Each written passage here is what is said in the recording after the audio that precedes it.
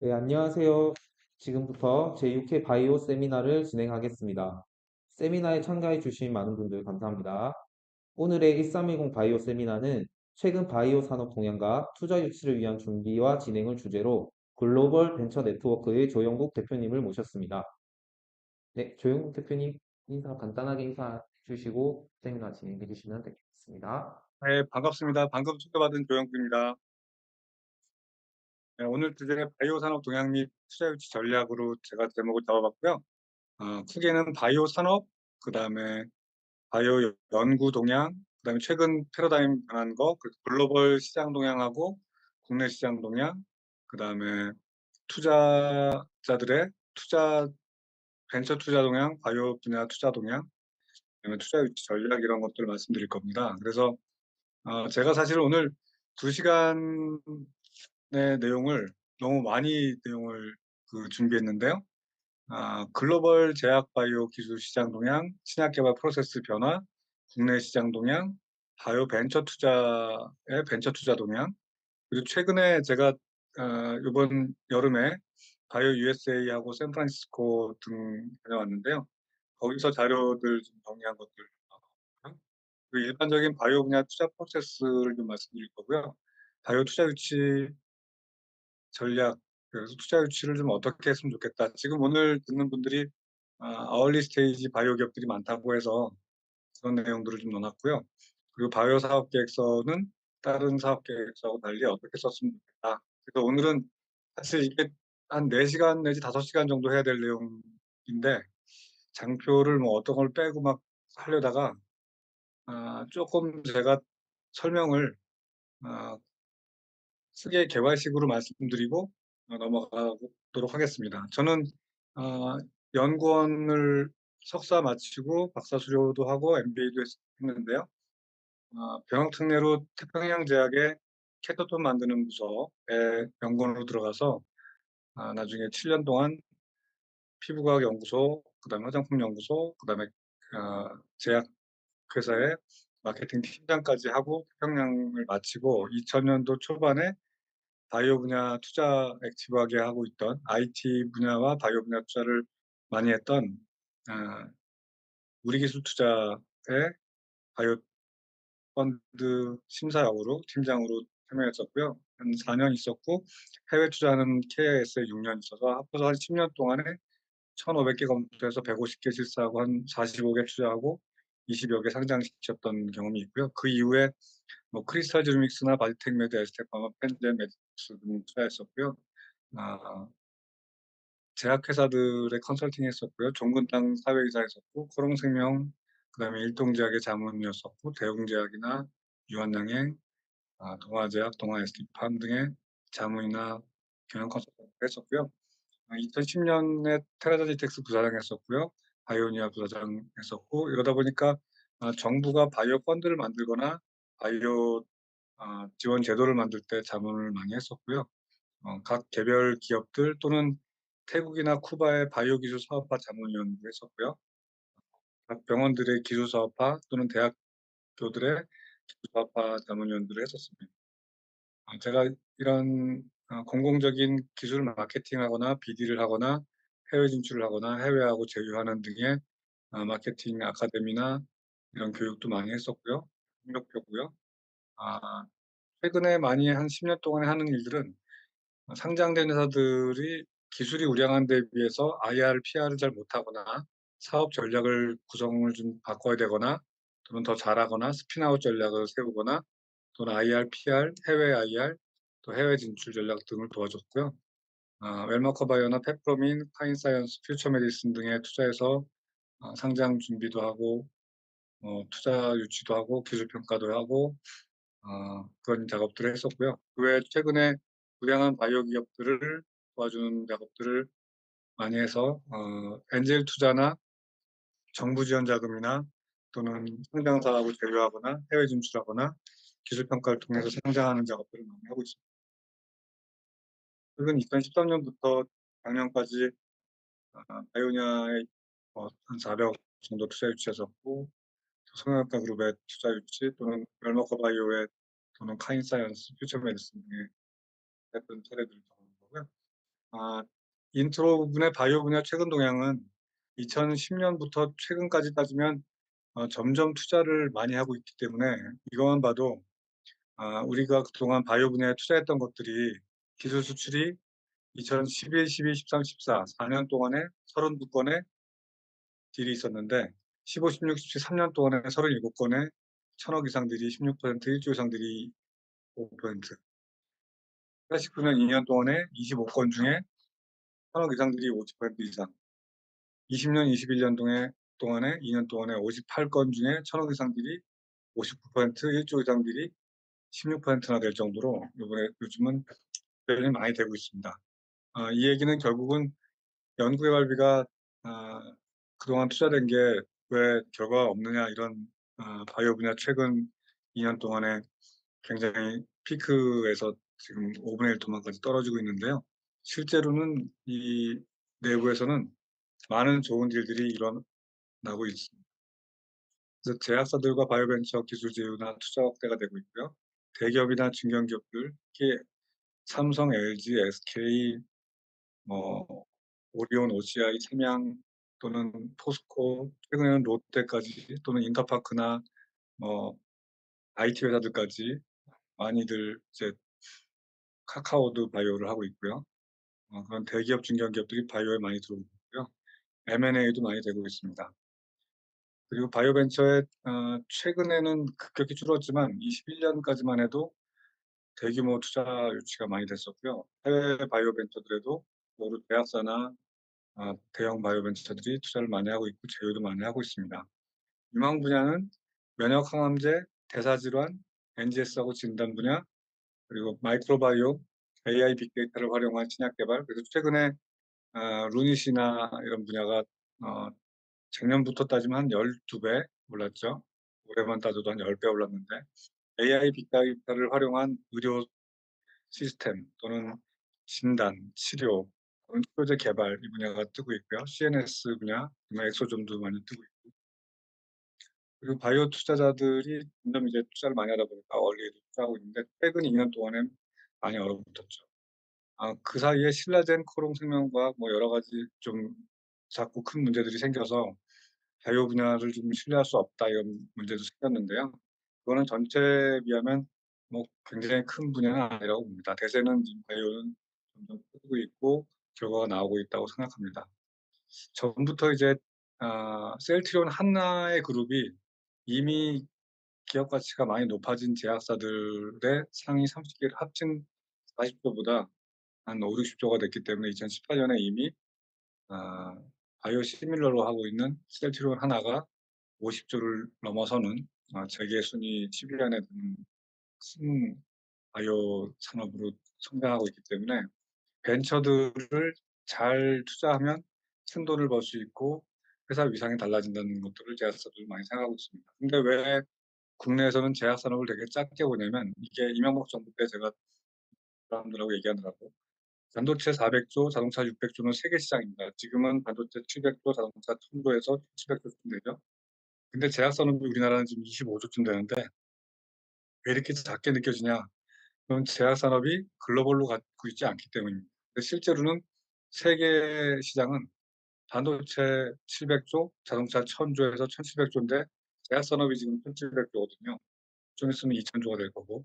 그래서 제약 산업이 매우 큰 산업임에도 불구하고 국내에서는 매우 작게 취급되는 게 여태까지는 에너지 위주의 성장을 했기 때문에 국내 시장 위주의 또는 동남아 수출 정도까지 했는데 다른 반도체, 자동차, 조선, 철강, 통신, 화장품까지도 글로벌 시장을 타겟으로 했는데 비해서 제약 산업은 좀 국내 위주로 했기 때문에 거꾸로 앞으로는 성장할 게 제약 산업이다. 그리고 그런 실제 사례로 철강이나 조선 자동차, 반도체, 가전은 우리나라가 50년 전, 70년 전에 시작할 때만 해도 세계에서 뭐 당연히 꼴찌였겠죠. 근데 50년 만에 세계 1등, 조선은 30년 만에 세계 1등, 30년 만에 세계 4, 5위, 반도체는 50년 만에 세계 1등, 전도 40년 만에 세계 1등을 하고 있을 정도로 우리가 4, 50년 만에 세계 1등을 못한 산업은 거의 없습니다. 반도체, 철강처럼 우리나라 제약 산업, 바이오 산업도 신약 산업도 이제 본격적으로 신약 개발을 한 지 한 15년, 20년 됐다고 치면 앞으로 또 10년, 20년 후에는 세계 1, 2, 3위 수준에 들어올 거라고 생각합니다. 글로벌 제약 시장은 말씀드린 대로 1,300원을 곱하면 한 현재 1,700조에서 한 정도가 될 거고요. 매년 5%에서 7% 성장을 하고 있고 일부 바이오 의약품은 9% 성장을 하고 있고 바이오 시밀러 같은 경우는 15% 성장을 하고 있습니다. 2008년만 해도 케미칼이 대부분이고 바이오 의약품이 엠브렐, 레미케드, 휴미라가 7조, 8조 정도 수준으로 성장했는데요. 2012년, 14년, 16년을 보면 바이오 의약품이 급격히 성장해서 화본이나 레미케이드, 레블리미드 빼고는 다 바이오 의약품이 20조, 10조 성장했고요. 이제 2019년, 23년은 키투르다가 20조 이상 돼서 이제 30조를 바라보고 있고 대부분의 상위 의약품들이 바이오 의약품이 되겠습니다. 최근 부각되는 바이오 트렌드는 AI 빅데이터를 활용한 신약 개발. 예전에 2000년대 초반에는 스트럭처럴 베이스 드럭 디스커버리 디벨롭먼트에서 크리스탈 지노믹스 같은 분자 구조 기반으로 했는데 지금은 그건 당연하고 AI 빅데이터를 활용해서 실험을 우리가 직접 안 하고 시장에 있는 모든 데이터들을 다 서치해서 자동적으로 데이터가 확인이 되게 하는 등의 방법을 사용했었죠. 그리고 이뮤노온콜로지, CAR-T, 체크포인트 이니비터, 뭐 이런 듀얼 안티바디, 온콜라이틱 바이러스, 다양한 이뮤노온콜로지가 뜨고 있고요. 스템셀이나 셀 세라피, 그다음에 진 세라피, 그다음에 징크 핑거 뉴클레이타이드나 탈렌이나 크리스토카스나인을 쓰는 진 에디팅이 배분받는 타겟입니다. NGS는 뭐 지금 짧은 시간에 굉장히 많이 커서 20년 전에 13년이 걸리고 한 사람 지놈을 분석하는데 3조가 들었는데 지금은 몇십만 원에 하루면 다 분석할 수 있죠. 그래서 넘어가겠습니다. 제가 테라데이텍스에 있을 때 많이 했었는데요. 그리고 빅데이터와 AI를 활용하는 신약 개발은 후보 물질 발굴하는데 5년을 1년으로, 신약 개발하는데 15년을 4, 5년으로 줄일 정도로 굉장히 획기적으로 많은 팀들이 하고 있고 최근에 AI 빅데이터를 활용한 신약 개발은 점진적으로 모든 회사들이 다 쓰고 있는 방법으로 자리 잡고 당연히 이제 사람 대상 또는 휴먼 지놈 대상 또는 의약품 대상이지만 어, 참여하는 기술이 IT 기술이기 때문에 하드웨어, 소프트웨어를 잘 다루는 IT 기업들이 참여를 많이 하고 있습니다. 이뮤노온콜로지는 체크포인트 이니비터나 카르티나 온콜라틱 바이러스 등 다양한 그 아이템이 있고요. 이번에 내일 USA에 가서 보니까 크라티도 다양한 크라티 그다음에 CD19 타겟 외에 다양한 타겟으로 해서 치료를 할 수 있게 그다음에 이 자기만 치료할 수 있는 방법이 아닌 알로제닉으로 또 치료할 수 있는 방법들 다양한 또 개발이 되고 있고요. 인플라이틱 바이러스는 다른 치료제와 병행하는 방법들 재생의료도 많이 뜨고 있고 이건 넘어가겠습니다. 전에 이제 신약 물질은 이제 천연물 추출물에서 다양한 1세대 바이오, 그다음에 합성, 그다음에 1세대 바이오 단백질, 그러다가 1990년대 항체가 처음 자리를 잡기 시작해서 이제는 항체가 전체 의약품 시장의 10% 20%까지 퍼지고 있고 면역 치료제가 시장에 자리 잡고 있고 ADC가 2010년도에 자리 잡았는데 보시다시피 1980년대 1세대 바이오, 90년대 2세대 바이오, 그다음부터는 10년대 면역 치료제, 이뮨 체크 이니비터, ADC, 그다음에 CAR-T, CAR-NK, 유전자 치료제 이렇게 최근에는 글로벌하게도 미국이나 유럽, 일본, 중국, 한국에서 이 바이오 의약품 분야에 굉장히 기술이 짧은 시간에 다양하게 많은 기술들이 원천 기술이 나오기 시작하고 있습니다. 전에는 어떤 제약회사에서 오랫동안 혼자 연구 개발하다가 임상 이상쯤 돼서 결과를 내고 짠 하고 나타났는데, 지금은 오픈 이노베이션에서 우리가 뭐 하고 있다, 우리 어떤 거 제휴하자, 이렇게 서로 제약사들끼리도 제휴하고 바이오벤처들도 굉장히 오픈 이노베이션을 많이 하고 있고요. 그렇게 한 이유들은 시간이 오래 걸리고 돈이 많이 드는 신약 개발을 성공률을 높이는 게 훨씬 시장에 오랫동안 팔 수 있다고 생각되기 때문에, 그래서 지금 개방형 혁신, 구멍난 깔때기 모델을 많이 쓰고, 과연 그렇게 했더니 비용 감축, 수익 증가, 제품 수명 증가, 리스크 절감 효과를 보이고 있다고 알려지고 있습니다.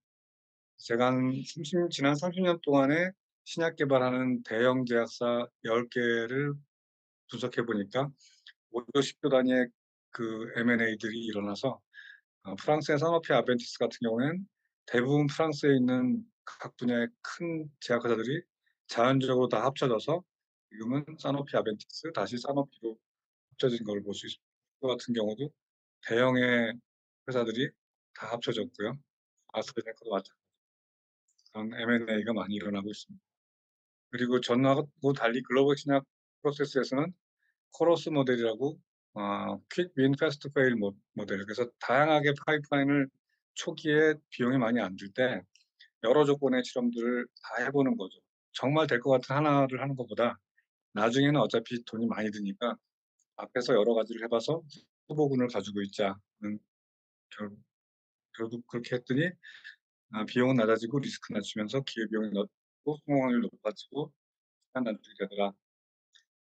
그리고 로이반트 모델은 창투에 있었던 사람들이 이 여러 분야의 아이템들을 한 회사에 갖고 있으면 우선순위가 떨어지는 데가 주목받지 못하기 때문에, 비즈니스 디벨롭에 있어서 우선순위가 떨어지는데도 똑같은 진행을 할 거면 회사를 다 분야별로 또는 질환별로 또는 타겟별로 쪼개서 그거를 뒤에 우선순위가 작은 아이템들도 빨리 의사결정할 수 있고, CEO, CTO, CMO 지분구조 나누기 해서 금방금방 결과가 나올 수 있도록, 그래서 중견기업이 될 거대 벤처를 쪼개서 작은 벤처로 움직일 수 있는 시스템을 가졌던 원 아이템, 원 서브시디어리, 그 전략을 아주 잘 세운 모델입니다.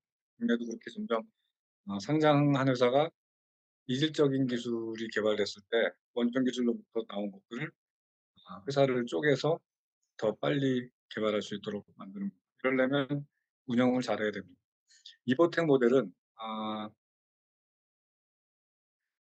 CRO 회사가 제약이나 연구개발 기업들을 다 알고 있고, 어떤 회사가 어떤 기술을 개발한다고 할 때 그 기술에 맞는 전문가들을 전부 얼로케이션하고 또는 투자 유치를 해주고, 또 나중에 어느 정도 기술 개발이 됐을 때 그거를, 미국은 대부분 상장이 엑시트 모델이 아니기 때문에 M&A가 엑시트 모델이기 때문에, 또는 자산을 매각하는 게 엑시트 모델이기 때문에 그 빅파마나 빅바이오한테 M&A 하거나 라이센스 아웃하는 것까지 CRO가 주축이 돼서 사업화하는 모델입니다. 그래서 이거는 이보텍 모델이라고 썼지만 CRO 드럭 디벨롭먼트 모델, 그거하고 유사하게 CRO가 아니라 이번에는 자금을 많이 가지면서 상장 경험이 많은, 나스닥 시장에 100개 기업, 바이오벤처 기업을 상장시켰다고 하면 사실 한 1000개에서 2000개 정도 M&A 시킨 회사이기 때문에 이건 엄청난 기업입니다. 그래서 PBM 캐피탈은 미국 3대 글로벌 바이오 투자 회사인데요. 이런 회사가 펀드로 투자만 해주는 게 아니라 직접 병영에 참여해서 인큐베이션을 해주는 거죠. 앞에 이보텍이 이렇게 하는 것처럼 다 네트워크 있잖아요. 그래서 자금만 대주는 게 아니라 경영 전략, 연구 이런 모든 부분을 지원해주면서 원도 투자해주고, 그래서 엑짓을 라이센스 아웃하거나 M&A 하거나 또는 더 큰 펀드에 넘겨서 또는 나스닥에 상장시키고 하는 작업을 하는 걸로, 보통 VC 모델, PVM 모델이라고 하고요. 또 하나는 제가 종군당 사회이사였을 때 그 종군당과 셀트리온이 이 펀드에 들어가 있는데요. 존슨앤존슨이라고 하는 메디컬 디바이스 화장품 의약품을 하는 500조 이상 기업까지 가진 미국 회사와 세계 12위 제약회사 닷게 나와 세계 1, 2, 3위 바이오 부분 VC가 같이 3분의 1씩 지분을 가지고 퓨처Rx라는 그 컨소시엄을 구성해서 이스라엘의 우리로 말하면 경제성, 재경부, 기재부에서 돈을 내서 과기부의 우량한 아이템을 30대 1로 뽑아서 30분의 1의 아이템들에 7천억 정도 투자를 인큐베이션을 해서 그 다음 단계로 넘어가는 거에 뉴펀드를 모아서 투자를 하는 그런 글로벌에서 컨소시엄으로 우량한 아이템을 투자하는 시스템을 갖추는 그래서 이런 SI급 기업회사 그래서 의료기기도 되고 메디칼 디바이스도 되고 화장품도 되고 미용도 되고 생활용품도 하면서 의약품도 할 수 있는 그러면서 투자도 해주고 경영 컨설팅도 해주는 시스템을 갖춘 거죠. 그래서 이스라엘은 초기 자금은 자기들이 국가에서 대주면서 그거에 과학기술을 증진도 시키고 리스크를 분산시켜주고 그 다음 단계에 사업하는 이런 글로벌 컨소시엄이 투자해주는 그런 모델을 했었죠. 우리나라에서 초창기에는 이렇게 하면 이게 도대체 어느 나라의 돈이냐 또 어느 나라의 혜택이 가야 되는 거냐 그래서 되게 애매했는데 이제 점점 글로벌이 작은 하나의 단위로 묶이기 때문에 그런 것들이 가능해지고 그래서 이런 시스템으로 또 하나 아이디어를 내서 글로벌 파트너링을 하자면 정부 사업단과 VC 돈과 그다음에 CRO 아까 CRO 모델 이런 거를 엮어서 병원과 대학 연구소 기업이 결과를 내고 투자를 하고 경영을 해서 아카데미아와 연구소에서 나온 것들이 사업단 자금과 VC 자금과 CRO 경험과 이것들이 녹여내서 결과를 내고 엑싯은 상장을 시키거나 빅파마나 글로벌 바이오 회사인데 하는 이런 시스템을 구축하자. 이거를 여러 사람하고 저하고 같이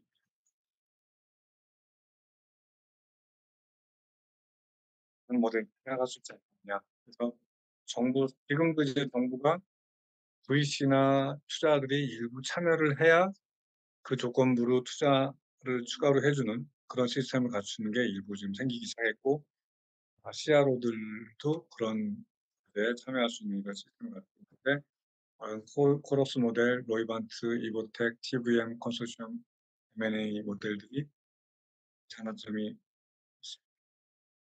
그리고 글로벌에서 보면 2019년부터 이제 매년 JP모건 헬스케어 가면 그 해에 가장 중요한 탑 이슈 5개, 3개, 10개 이렇게 뽑아서 하는데요. 보통 드럭 프라이싱이 최근에 한 10년 동안 계속 문제가 돼서 이슈가 되는데 그 얘기는 정부들이 미국, 유럽, 일본, 중국, 한국 모든 정부들이 고령화 사회 그리고 잘 살기 시작하니까 이제 약을 다 오랫동안 써야 되고 병원에 지원을 해야 되니까 보험, 약가 문제, 특히 비싼 약들, 최근에 개발되는 좋은 약들은 다 항체약이 많고 비싼 약이 많으니까 그 약들을 어떻게 싸게 할 수 있느냐. 그래서 드럭 프라이싱 문제가 생기거나 바이오시밀러에 되면 우리나라에서는 셀트리온, 삼성바이오로직스, 바이넥스 이런 회사들이 주가가 많이 올라갔죠.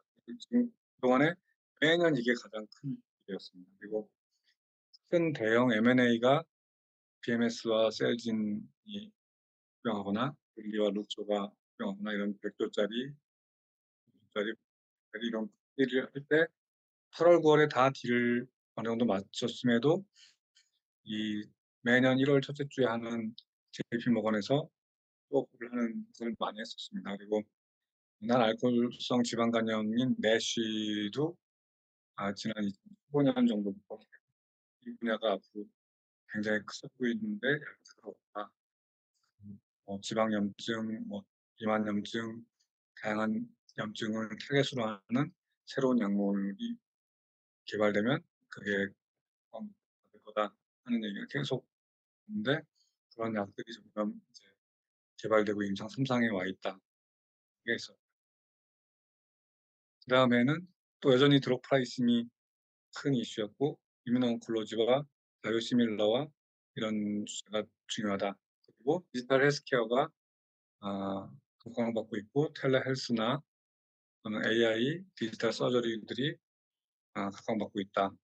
한 20년에는 그러고 나서 1월 19일 날 코로나가 터졌죠. 그리고 2021년에는 모이지 못하고 온라인으로 모였었는데 빅파마들이 M&A와 기술 도입에 대해 최근 바이오텍 밸류에이션이 너무 올라가서 20년에 이 코로나 때문에 너무 올라가서 큰 부담을 느낀다. 그리고 코로나19 코비드-19 이후에 mRNA, 셀 앤 진 세라피, 미국에서는 CGT라고 이게 커지고 CDMO 또는 생산 시설에 확보가 되겠습니다. 한미 SD팜 이연제약 등이 RNA와 유전자 치료 관련 생산 시설 준비 중이고 국내 대기업들도 세포 유전자 분야에 뛰어들고 있는 게 내년도에는 ADC에 대한 대형 제약사의 적극적인 구매, 이를 위해서 주요 이슈는 코로나19 이후에 mRNA 세포 유전자 치료 등에 관심이 커지고 에 대한 지속적인 다양한 접근, 관심과 프로토 분야에 대한 관심, CDMO, CRDMO, CTDMO 등의 성장, 항암 백신이 이런 것들을 현장에 가면 배울 수 있습니다.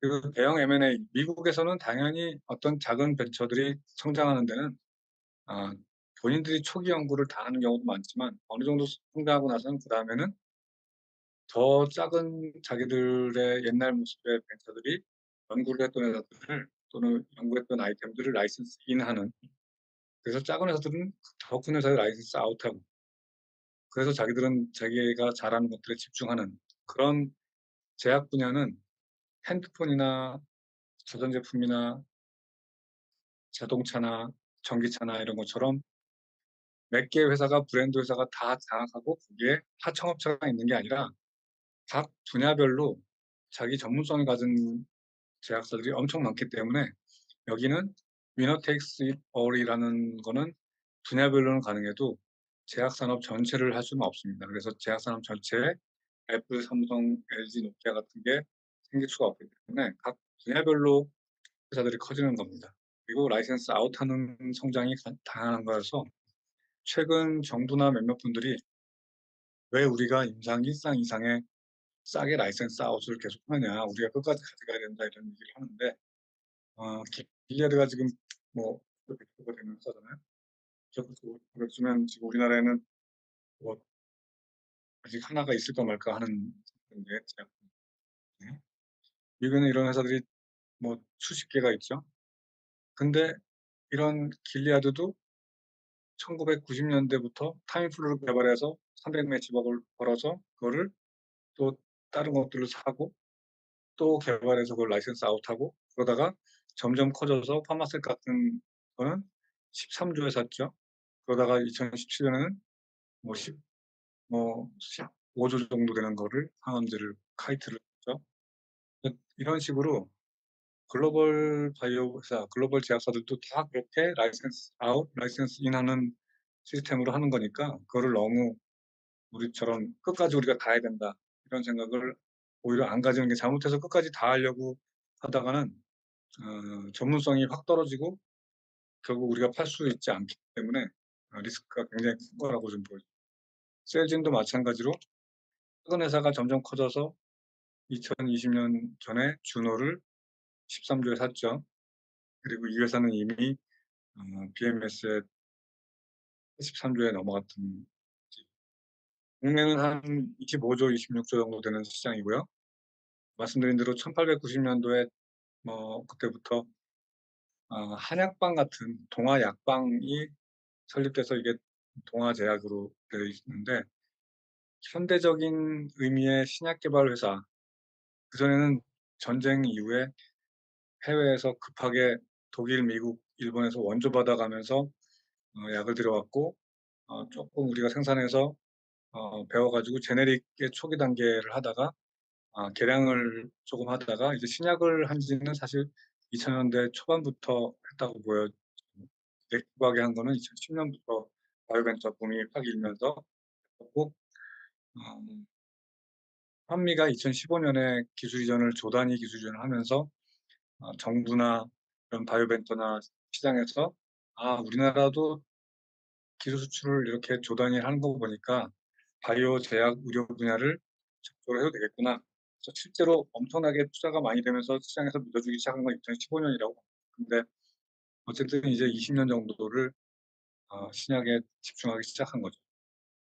그래서 1세대 벤처들이 성장했지만 그들이 결과를 많이 낸 것들은 사실 2005년, 10년, 15년에 그렇게 큰 결과를 또 글로벌에서 의미 있는 결과를 내지 못했습니다. 그래서 아까 말씀드린 대로 저는 이 얘기를 많이 하는데 누군가 바이오 제약 분야는 다 사기가 아니냐. 이거는 그냥 또 이수년에 잠깐 떴다가 한 9년, 10년에 좀 잠깐 시즌 때문에 떴다가 가라앉았다가 2013, 15년부터 2021년까지 떠서 있다가 한 작년, 재작년 2021년, 2년에 엄청나게 가라앉았는데 이제는 다시 못 뜨는 거 아니냐 이런 오해를 하는 분들이 계신데 그런 분들한테 요 퇴장을 보여주면 됩니다. 몇 년 동안에 기껏 몇십억 안 되는 기술 이전 정도를 했던 나라가 4년 동안에 32개예요. 10년 동안에 37개 하면서 조 단위 기술 이전, 몇 조 단위 기술 이전을 했고 이게 한미가 하기 시작해서 어, 대형 제약사들이나 동아, 한미, 보령제약, 일양약품 그리고 벤처들도 좀 했고요. 근데 그 다음에 2년 동안에 사실 거의 30개를 했는데 보면 대부분 1,000억 이상, 조 단위도 20% 정도 됐죠. 근데 보시면 무한양행하고 나머지는 알테오젠, 큐라티스, 브릿지바이오 같은 벤처 회사들도 1조 단위 기술 이전을 했고요. 그 다음 보면 2020년도에는 한 해에 20개 정도, 그다음에 2021년에는 한 해에 40개의 기술 이전을 한 거예요. 중에 대부분 80% 이상이 1,000억 이상이고 조 단위 기술 이전도 많이 했고 레고캠이나 보로노이나 이런 데들은 ABL 바이오는 바이오 벤처들이 1조 단위 이상의 기술 이전했어요. 그래서 이걸 보자면 4년 동안에 32개 기술 이전했는데 한 해 동안에 40개 이상 기술 이전하고 그러면 몇 배인 거죠? 6배, 5배, 6배 기술 이전 금액으로 따지면 금액은 거의 숫자만 5배고 금액은 한 10배 됐으니까 50배, 불과 10년 만에 50배 성장을 한 거죠. 기술 수출에 관해서는. 글로벌 제약사와 국내 제약사의 매출 따지면 2조, 어, 50조. 화이자가 최근에 기술 그 mRNA 백신 때문에 100 빌리언이니까 130조의 수익률이 30%인데 우리는 수익률이 3%, 2%, 6% 이렇죠. 그러니까 이런 차이가 큰데 결국은 신약 개발을 해서 글로벌 제약사처럼 되면 이런 100조에 130조에 50% 이익 나는 거의 삼성전자 같이 400조, 500조 정도 수준이 되는 거거든요. 그래서 그런 이 분야가 그렇게 큰 시장입니다. 그 나라의 운명을 확 바꿀 수 있는 시장이고요. 대형 제약사가 이제 시가총액이 1조 넘는 것들이 있고요. 근데 그보다 바이오벤처가 상위 50개 안에 대부분 70, 80%가 바이오벤처고 대형 제약사들이 뭐 중간에 껴있게 되겠죠. 그런 이런 일들이 더 벌어지겠죠. 그래서 바이오벤처를 더 열심히 하느냐 아니냐에 따라서 글로벌 제약사, 글로벌 벤처가 되느냐 안 되느냐의 결과가 나올 수 있습니다. 그리고 2021년 보면은 상위 기존 제약사 시가총액 상위 20개를 합치면 40조, 바이오 기업 합치면 이런 것도 이제 점점 더 커질 겁니다. 그래서 이 회사들은 2000년도 초반에는 없었던 회사죠. 그리고 큰 그룹에서 스핀아웃을 해서 전략적으로 성장하는 전략이 많이 있어요. 투자를 하거나. 그래서 신약 개발을 하는 게 더 빠르고 NRDO는 No Research Development인데 많은 경우에 브릿지 바이오를 자꾸 오해해서 무슨 바이오 기획방, 무슨 바이오 떴다방이다, 기획으로 뭐 했다 그래서 준 사기 그룹처럼 생각하는데 미국에서는 그렇게 하는 회사들이 많이 있습니다. 그리고 그렇게 하는 게 잘못된 게 아니고 굉장히 신약 개발에 대한 이해가 높고 비즈니스 디벨롭을 잘할 수 있는 팀만이 할 수 있는 일을 하기 때문에 이렇게 브릿지 바이오처럼 이 NRDO를 잘하는 팀들을 오히려 육성을 해줘야 되는데 실제 웹 실험실 그 비커 놓고 뭐 실험을 하는 이 컴퓨터만 가지고 하는 드라이 실험실 말고 웹 실험실을 가지고 있지 않은 데를 굉장히 기술을 그 낮게 보는 경향이 있는데 실제는 그렇지가 않습니다. NRDO 하는 거는 당연히 지금 AI 빅데이터를 하는 거, 그걸 통해서 서류 작성하고 연락하는 거가 당연한 것처럼 NRDO는 모든 신약 개발을 하는 대부분의 많은 회사들이 아, 일부든 크게든 전체적으로든 많이 하는 거. 중소제약사들도 제일약품이나 이런 중소제약사들은 그 안에 어떤 신약 개발 연구팀이 들어가느냐에 따라서 제일약품은 기업가치 2, 3천억 하다가 김정민 박사님이 지금은 하시는데 내부에서 어떻게 어떤 연구 개발을 하느냐에 따라서 기업가치가 2조가 되기. 신풍제약도 내부에서 유정환 박사님이 연구 수장하시다가 대표님까지 하시는데 신약 개발을 하고 어떻게 키우냐에 따라 다르고요. 그다음에 IT를 했던 또는 에너지 회사를 했던 식품 회사를 했던 이런 여러 회사들이 섬유 회사를 했던 회사들이 음, 화장품 회사들이 철강했던 회사들이 넥스트 아이템, 넥스트 먹거리로 바이오 분야를 진출하는데 좋은 결과들을 많이 내고 있습니다. 삼성그룹은 삼성바이오로직스, 삼성바이오 에피스 합쳐서 70조, 100조 뭐 회사를 수백조짜리 회사로 키우겠다고 하는데 실제로 잘 크고 있고 CDMO 비즈니스와 시밀러 비즈니스로 크고 있고 SK 케미칼 같은 분야는 SK 바이오 사이언스, 바이오팜, 바이오텍 둘다 크고 있고 LG 그룹도 화학으로 배터리도 잘하지만 이제 전통적으로 LG 생명과학이 워낙에 그 생명과학 분야를 잘했던 팀이라서 LG 그룹의 신약을 강조했고요. OCI는 부강약품하고 또 오리온도 햄젤 등 투자 검토를 하다가 최근에는 중국 진출하는 제조업 바이오들, 세포나 이런 분야를 지원해주고 있습니다. 글로벌 벤처 투자가 전반적으로 봤을 때 왜 이 분야가 성장을 하고 있는지, 얼마나 성장하고 있는지, 예전에는 얼마였는지를 제가 자료를 여러 군데 찾아봤는데요. 요 왼쪽 자료는 미국만 보는 겁니다. 그래서 글로벌에서 특히 2000년대 전후에는 미국이 전체 투자의 한 70%를 차지했기 때문에 요거에 한 3, 40%더 하면 전 세계라고 보면 됩니다. 지금 요게 분기별로 한 1, 2조만 그전에 3, 4조였겠죠. 지금 한 10조 내외 1999년도에 그러다가 99년, 2000년도에 IT 바이오 붐 그때는 닷컴 버블이 있었죠. 그래서 그때 분기별로 한 글로벌에서 4, 50조 1년에 한 200조 정도 투자가 됐습니다. 그래서 너무 거품이 심했다가 확 꺼졌는데 그 이후에 예전만큼 꺼졌다가 다시 슬슬 올라와서 지금은 보시다시피 여기 2배, 3배쯤 되잖아요. 2010년부터는 매 분기별로 20 빌리언, 한 30조, 20조, 1년에 100조쯤 됐습니다. 전 세계적으로. 미국, 유럽, 중국, 미국, 유럽, 아시아로 크게 대별되는데요.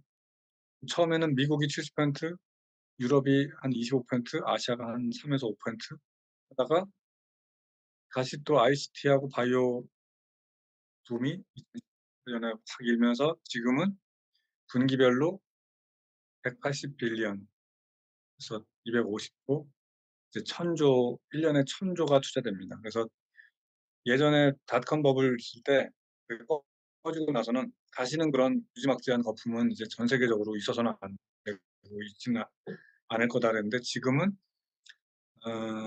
이런 모든 분야의 ICT, 바이오, 에너지, 환경, 뭐 엔터테인먼트, 또는 먹거리 모든 게 벤처 비즈니스 또는 그거에 대한 벤처 투자 비즈니스, 벤처 생태계를 구축하는 게 창업을 지원하는 것과 창업을 직접 하는 또는 창업 파이낸스를 하고 엑시스를 할 수 있는 마켓을 만드는 게 세계적으로 가장 중요한 산업 중에 하나로 자리를 잡았습니다, 이미. 그래서 제가 이 장표를 준비한 거고요. 그 분야별로 봐서는 소프트웨어가 30~40%, 그다음에 컨슈머가 15%, 20%. 1914년만 해도 컨슈머 프로덕트가 40%나 됐고 소프트웨어가 한 20% 됐는데 지금은 자리 잡기를 거의 소프트웨어가 30~40%, 그다음에 공업적 프로덕트나 서비스가 한 10%, 트랜스포테이션이 한 5%, 그리고 바이오 헬스케어 섹터가 한 10%, 15%, 그다음에 헬스케어 서비스하고 시스템, 헬스케어 디바이스가 3에서 5%가. 요 바이오 헬스케어가 이게 의약품이고 요게 의료기기하고 해외는 이 병원 비즈니스가 헬스케어 서비스로 돼서 병원 유통과 비즈니스 할 수 있기 때문에 거기에 투자를 많이 합니다. 그래서 그게 합쳐서 20%, 20년도에 코비드 19 때문에 의료가 중요하구나 해서 8%, 10% 투자된 게 그냥 15%까지 투자됐어요. 그리고 소프트웨어 분야에서도 빅데이터나 머신러닝이나 스택이 사실은 바이오 타겟으로 소프트웨어를 만드는 경우도 많이 있습니다. 그리고 전반적으로 봐서 파이낸셜 VC 분야가 2010년대 이전에는 80% 정도 돼서 2013년도에 70%, 그다음에 유럽이 20~30%였다가 지금 아시아가 엄청나게 커져서 2018년 보시면 내가 40%까지 이렇게 미국이 50% 끌고 유럽이 10% 내외로 줄었다가 지금은 아시아가 30, 유럽이 15, 55 자리를 잡고 있고, 그다음에 소프트웨어 벤처 캐피탈은 회사 내에 신사업 부문을 두는데 거기서 신사업을 직접 하는 게 아니라 신사업 부문대로 있고 회사 내에 신기술 분야에 투자하는 코퍼레 벤처 캐피탈이 있습니다. 이거는 백화텔 독립적으로 있는 게 아니라 신사업에 직접 하는 대신 벤처 기업이 잘하고 있는 데들에 투자하는 게 훨씬 더 큰 돈을 벌고 객관적이고 독립적일 수 있다는 것을 많이 알게 돼서 CVC가 늘어나는 추세입니다. 그리고 바이오 분야를 보자면 더욱이 바이오 분야는 2013년만 해도 미국이 70%, 유럽이 27%, 아시아가 3% 이러다가 2018년, 17년, 18년 사이에 아시아가 더 커졌고 지금은 아시아가 더 커졌고 국내에도 마찬가지로 한 1,000억, 2,000억 투자하다가 2000년도에 1조 5천억을 넘어갔다가 2003, 4, 5년도에 6천억, 7천억, 1조 하다가 2조가 넘어선 게 2015년이고요. 3조가 넘어선 게 2018년이고 바로 4조가 됐고 2021년에 7조가 됐습니다. 그중에 바이오 분야는 100억 단위 투자된 게 2003년, 4년이고요. 500억 단위 투자된 게 2006, 7년이고요. 그다음에 1,000억이 넘어간 게 2012년이고요. 5천억이 넘어간 게 2018년. 그래서 2015년에 3천억을 찍고 나서 2016년, 17년에 막 늘어난 게 그때 한미 때문에 벤처붐이 일면서 바이오 분야에 바이오 벤처 펀드로 해서 벤처 캐피탈이 펀드로 투자된 것들이 1조 6천억까지 늘어났습니다. 그 외에 엔젤 투자, 증권사 투자, 자산운용사 투자 이런 것들은 다 별도이기 때문에 실제로는 바이오 분야에 10조, 20조 투자했어요. 예전에는 공동 투자로 하면서 펀드가 하나가 50억, 200억짜리인데 점점 커져서 500억짜리 됐고 최근에는 500억에서 1,500억짜리가 제일 많고 더 큰 것도 많이.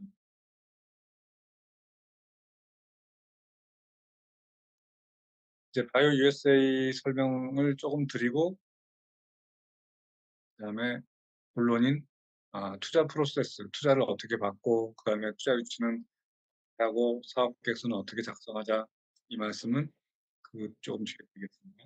이번에 바이오 USA를 갔다 오고 나서 그 자료들을 미국에서는 이런 자료들을 한번 행사를 하면 굉장히 정리를 잘하는데요. 그 자료들을 좀 설명드리겠습니다.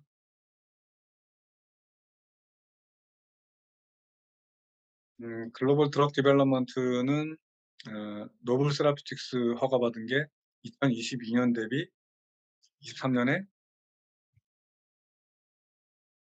좀 줄어들었는데 이게 26개니까 상반기 보면은 더불어 상반기에 11일까지니까 더 늘어나서 2021 이 나라도 미국도 보면 최근에 FDA에서 허가가 2019년, 20년 그전에 20개, 40개, 20개 하다가 50개, 60개 됐다가 다시 50개 되다가 최근에 조금 줄어드는데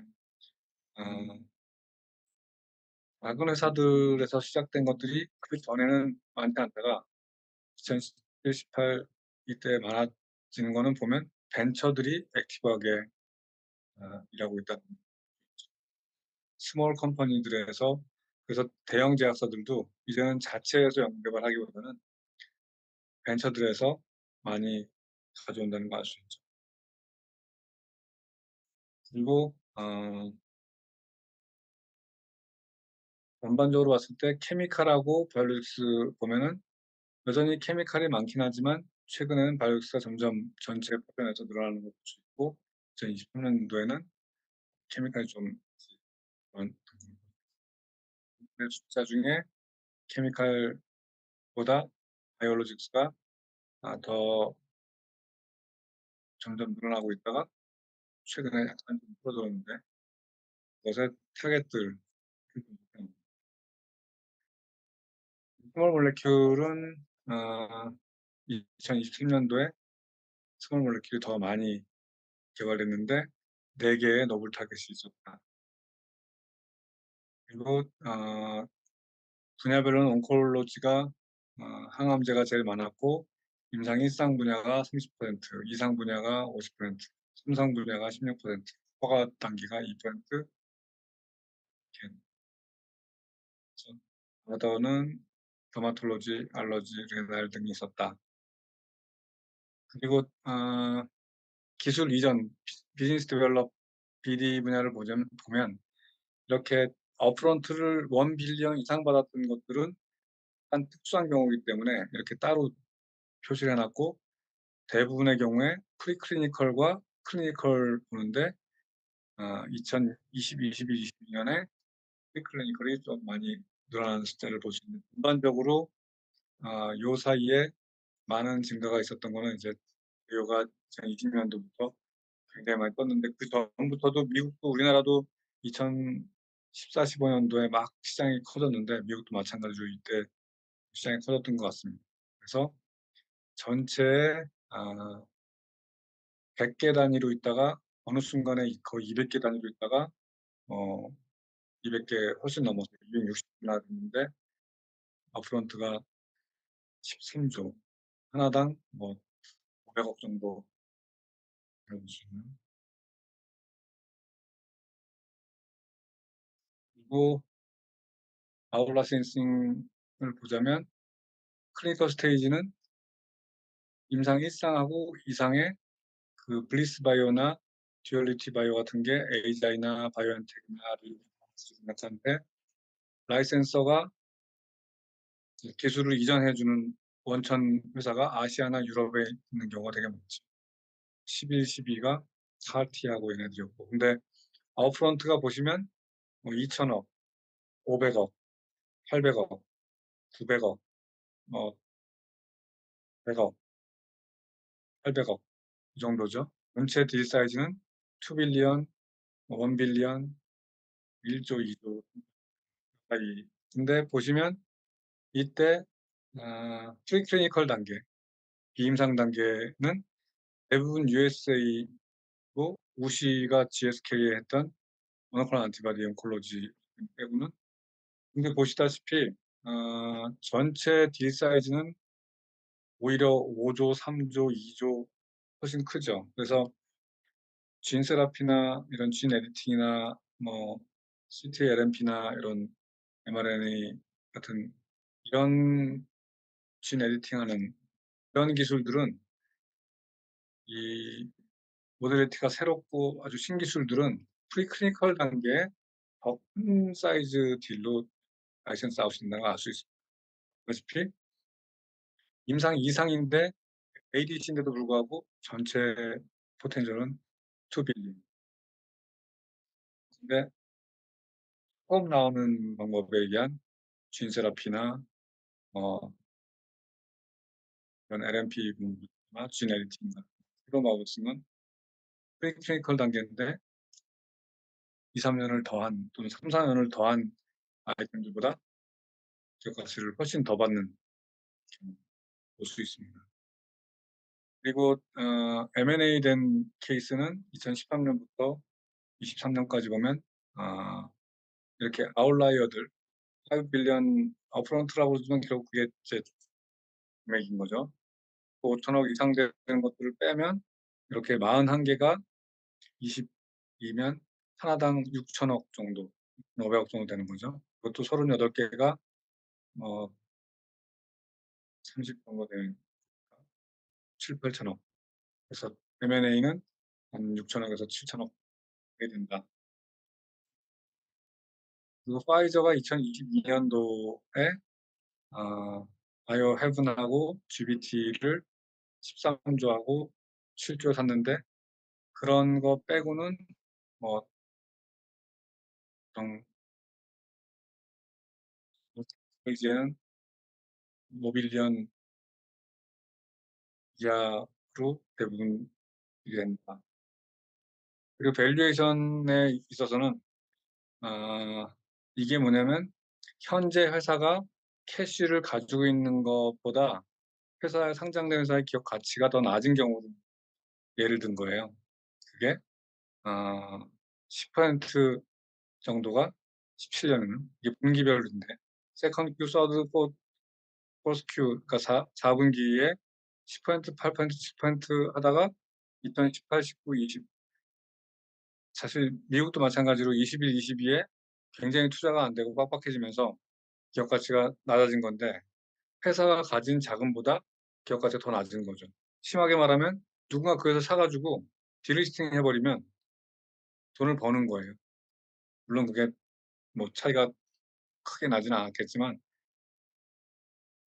전에 6, 7%에서 한 불과 4년 만에 40%의 상장사 중에 40%가 가진 캐시보다 기업 가치가 낮은 거죠. 우리나라는 이게 좀 이해가 안 가는데 제가 이번에 가서 물어보니까 미국은 임상을 하기로 하고 이 비용을 쓰기 시작하면 우리나라보다 임상이 3배에서 4배쯤 비용이 많이 드니까 파이프라인 3개 가지고 있는데 한 3-400억 가지고 있어도 그냥 1년에 다 쓰니까 지금 얘네 기업 가치가 3-400억 가지고 있다고 해서 미래 비전을 봐서 옛날에 1,000억, 2,000억 하고 있다가 급격히 빠져가지고 400억 가지고 있는데 350억 가지고 있는 게 이거 임상 비용을 낼 수밖에 없는데 그 성공하리라는 보장이 없으니까 그런 리스크가 있다고 생각하는 거죠. 1,000조, 1,300조, 1,300억 기업 가치 이하로 거래되는 게 100 몇십 개에서 지금 300개쯤.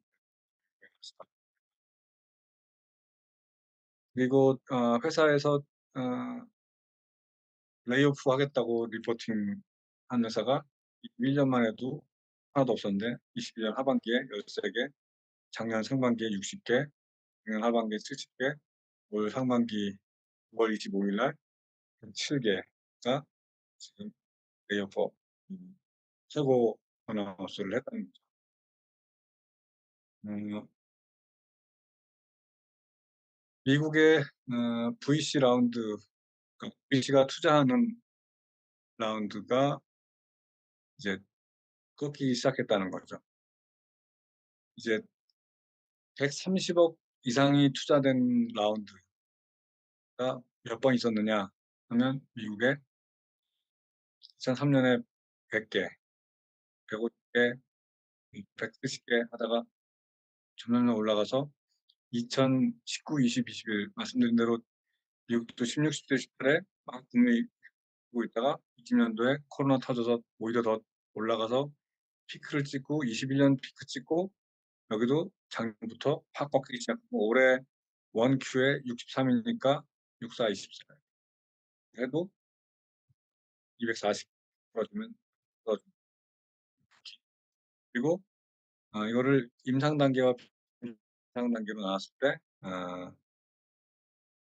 10년 전에 비해서 2018, 19, 20에 비해서 거의 더블업이 됐는데, 사실은 프리클리니컬 단계가 그거에 아주 주요한 거죠. 이 전체를 합쳐서 이렇게 하면 얘는 훨씬 더 많이 올라간 거죠.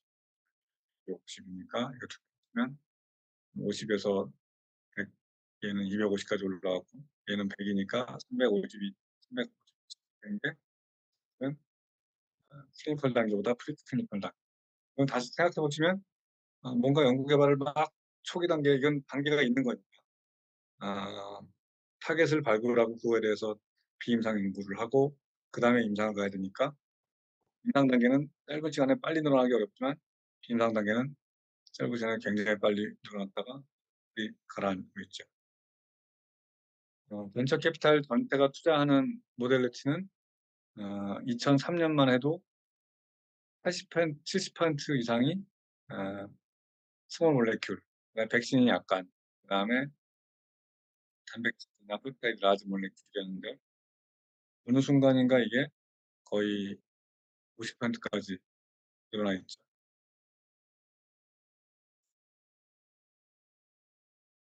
2021년도에 벤처 캐피탈이 틀을 찍고 나서 그 다음에 계속 줄어들고 있고요.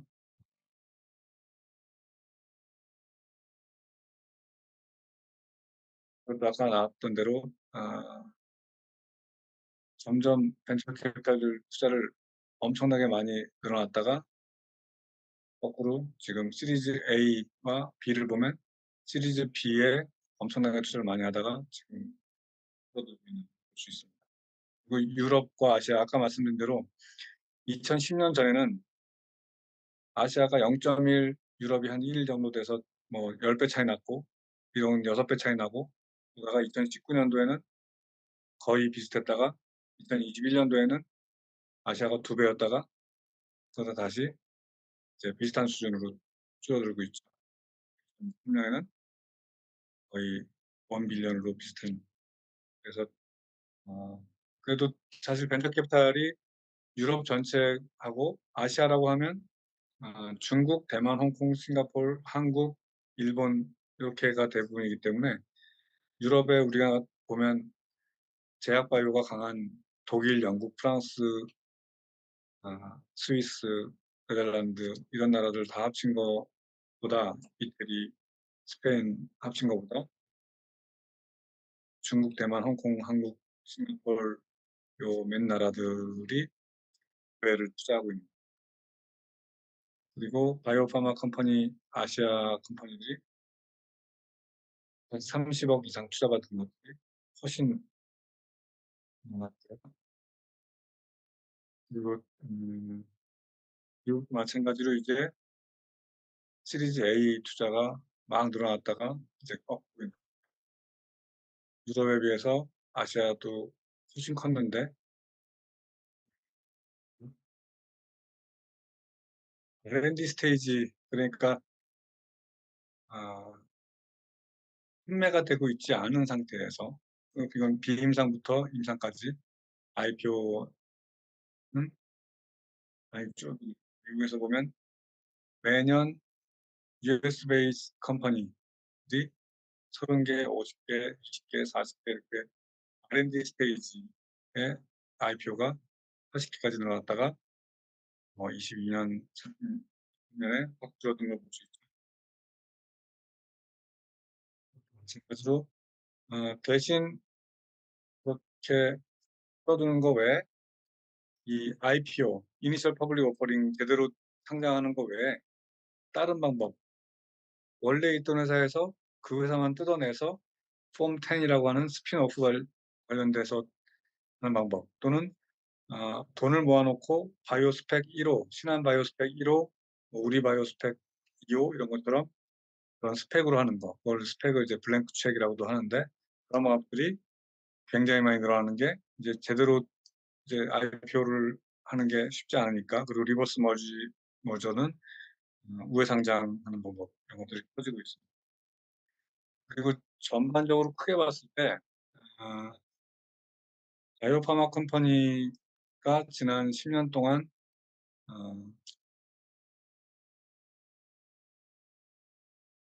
이렇게 성장한 2008년 전에 상장한 회사들이 계속 줄어들고 있고 그 이후에 상장한 회사들이 이렇게 많이 늘어났습니다. 그리고 리버스 머저가 이렇게 커져 있고 또 상장한 회사들은 어 퇴출되거나 없어지거나 하는 회사들. 그래서 미국이 성장하고 성장하는 것도 많지만 사실은 없어진 것도 이렇게 394 개가 됐다가 기존에 새로 상장한 회사들은 이 회사들도 점점점 늘어나지만 이런 2021년 같은 경우는 2020년, 21년 보시다시피 꾸준히 늘어나잖아요, IPO 새로 하는 건. 근데 한 해에 2021년 같은 경우는 100개 이상의 새로운 기업이 상장했어요.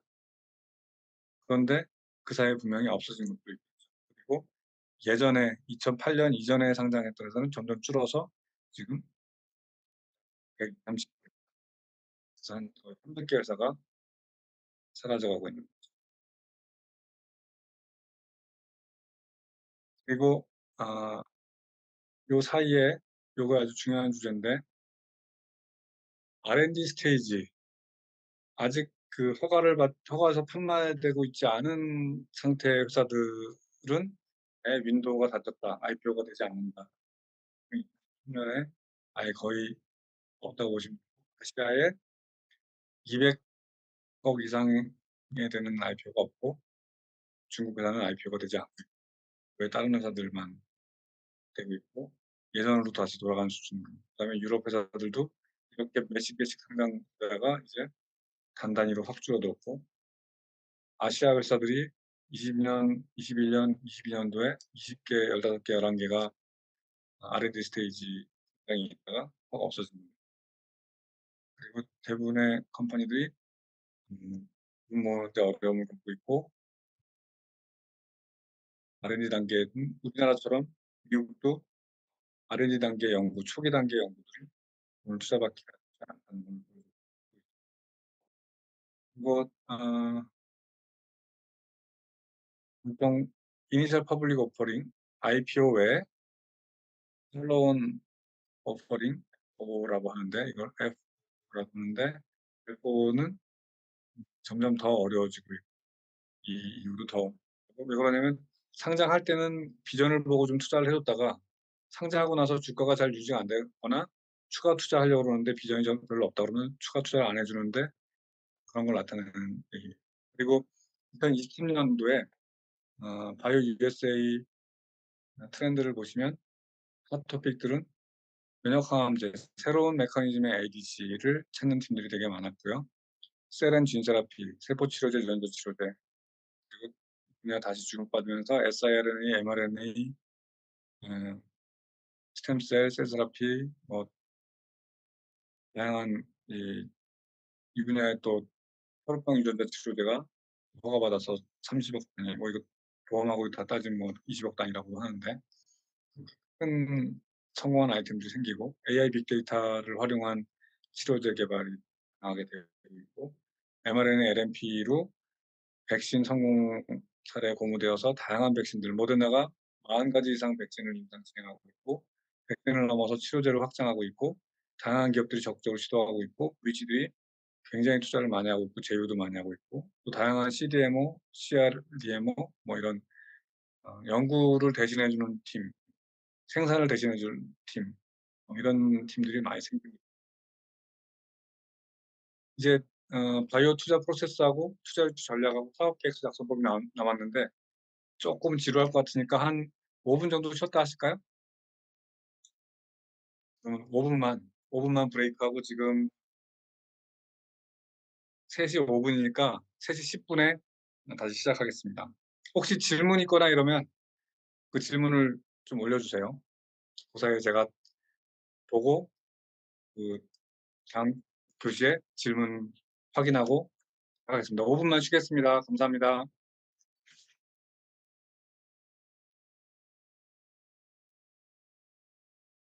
네, 5분 뒤 3시 10분부터 세미나 다시 진행하도록 하겠습니다. 그 사이에 궁금하신 부분이나 질문이 있으신 경우에는 유튜브 채팅을 통해서 질문을 올려주시면 제가 내용을 전달해 드리도록 하겠습니다.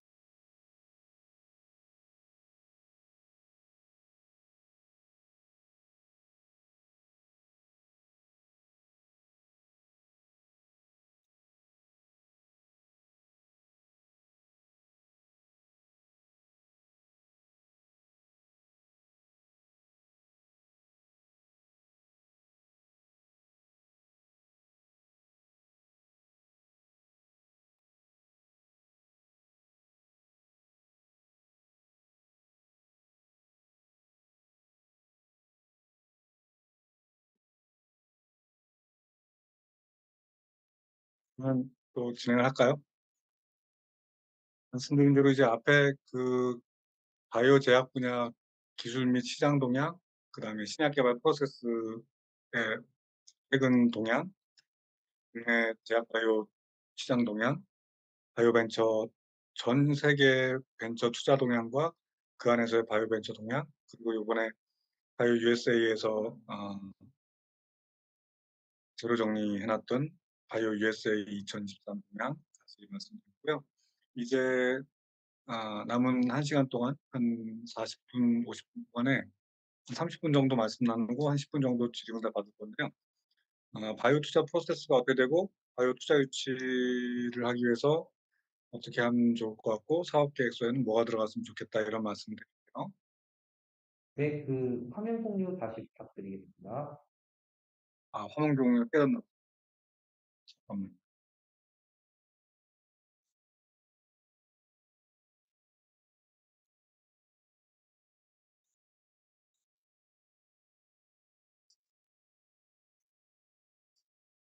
제가 중에서 뭐라고 해놔 가지고려나.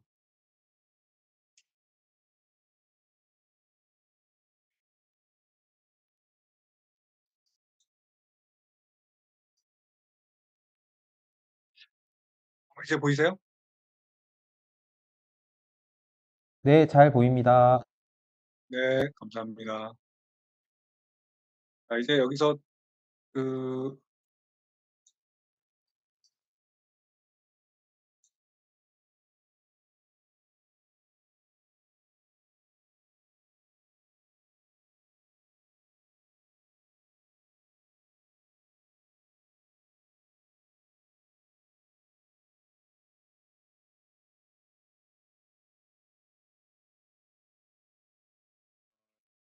이제 바이오 투자 프로세스에서 투자자들은 보통 이제 많이 쓰는 용어가 SI, FI인데 SI는 보시면 제약사나 바이오 회사나 또는 의료기기 회사들처럼 여러분이 하는 벤처 회사에 투자만 하는 게 아니라 전략적으로 뭔가 공동 사업화를 하거나 뭐 연구 개발을 해 놓은 거를 자기들이 생산을 해서 판매를 하겠다든지 아니면 추가 연구를 후속 개발을 하겠다든지 하는 전략적인 파트너로서 투자자를 얘기하는 거예요. 그래서 스트래티직 인베스터라고 부르고 재무적 투자자들은 벤처 캐피탈이나 엔젤 투자자나 뭐 금융기관이나 이런 데처럼 돈만 투자하고 우리는 투자하고 니네들이 알아서 해서 나중에 돈 줘 하는 게 FI고요.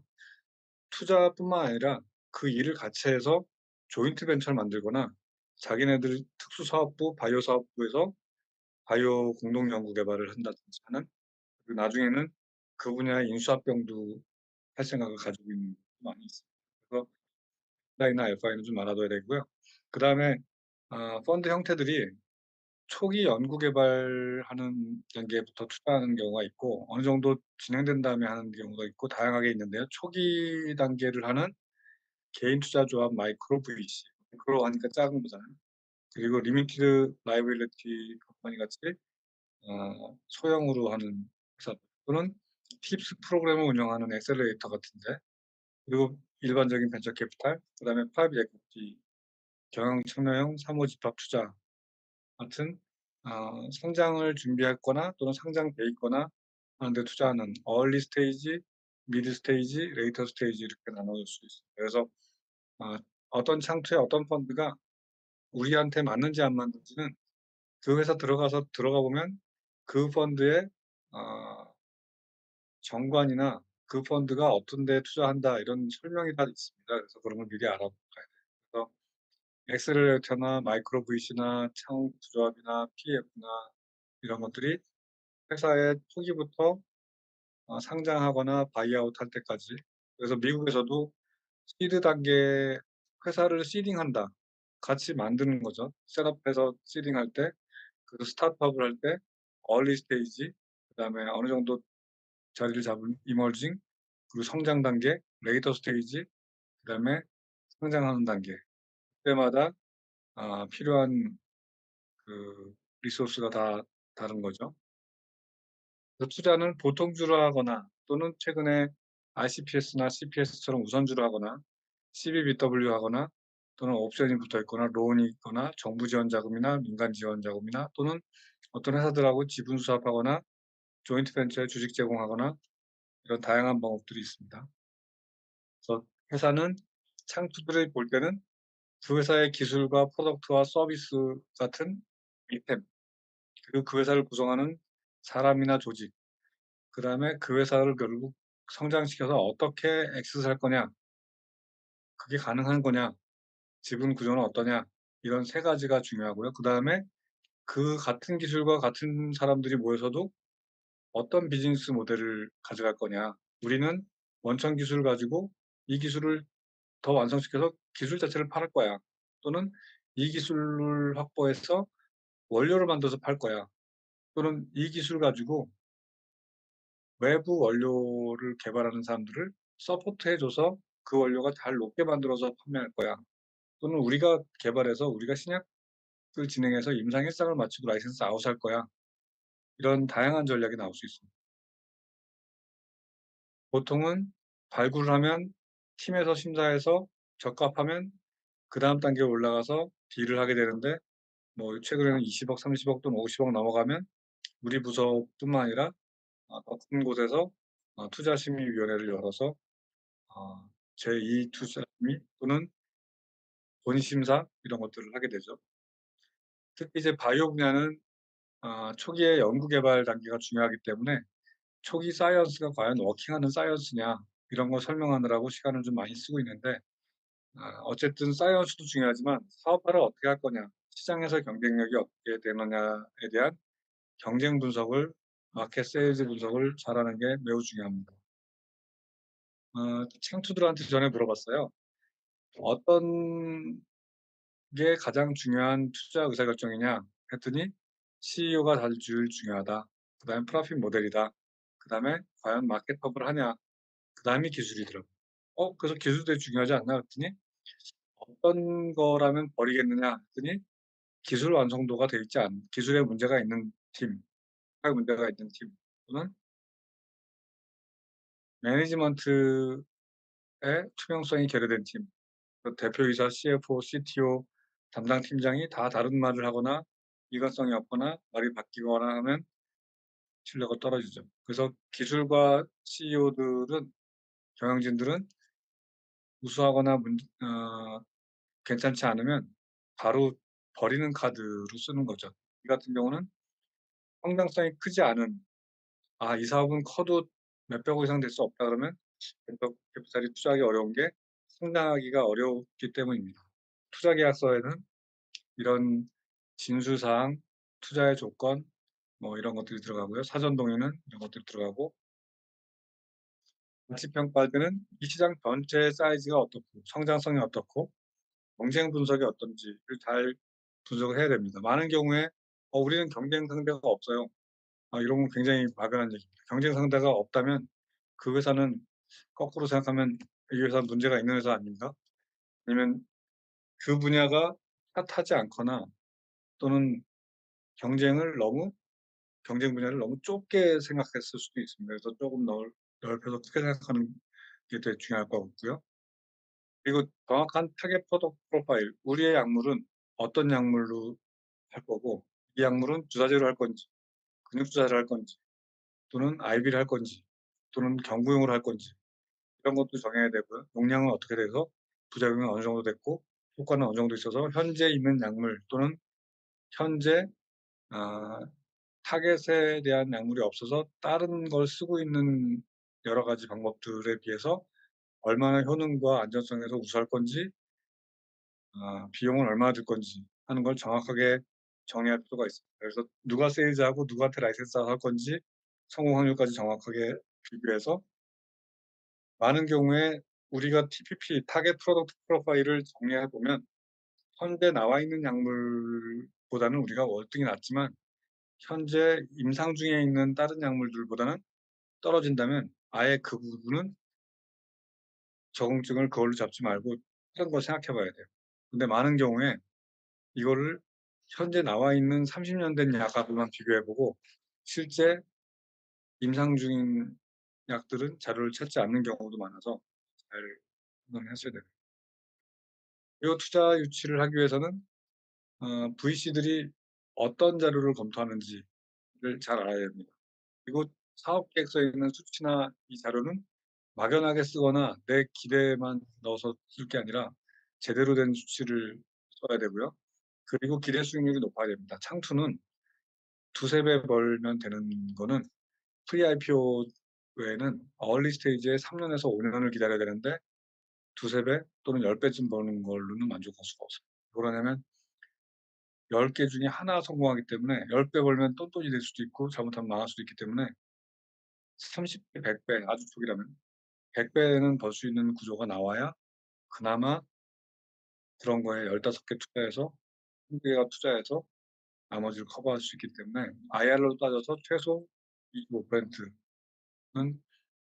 기대를 해야 되는데, 그렇게 하려면 사실은 훨씬 더 이익을 많이 봐야 되죠. 그리고 경영 능력이 우수한 게 중요합니다.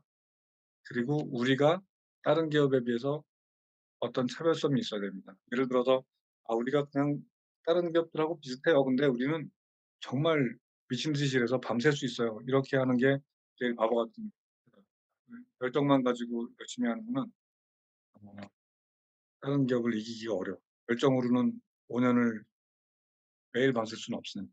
그래서 기술적으로, 시스템적으로, 노하우로 어떤 차별화를 가지고 있다는 거를 명확하게 보여줘야 되는데, 그거는 기술과 특허로 증명을 해야 됩니다. 그게 없으면 투자받을 수가 없어요.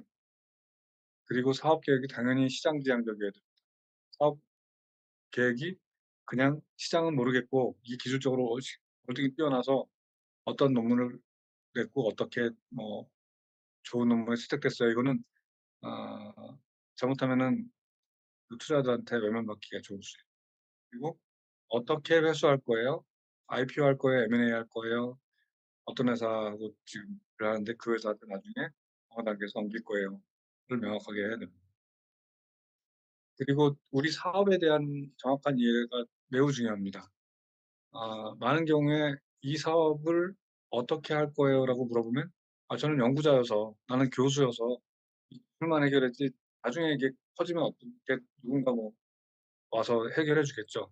또는 더 큰 데가 "아유 당신이 투자자인데 당신이 좀 나중에 해 주세요." 이렇게 하면 투자자들이 아직 사업할 준비가 안 됐다고 생각하기 때문에 그런 것들을 고민을 해야 됩니다. 그리고 이제 많은 경우에 이런 경우가 있는데 이 산업의 전반적인 흐름은 어때요?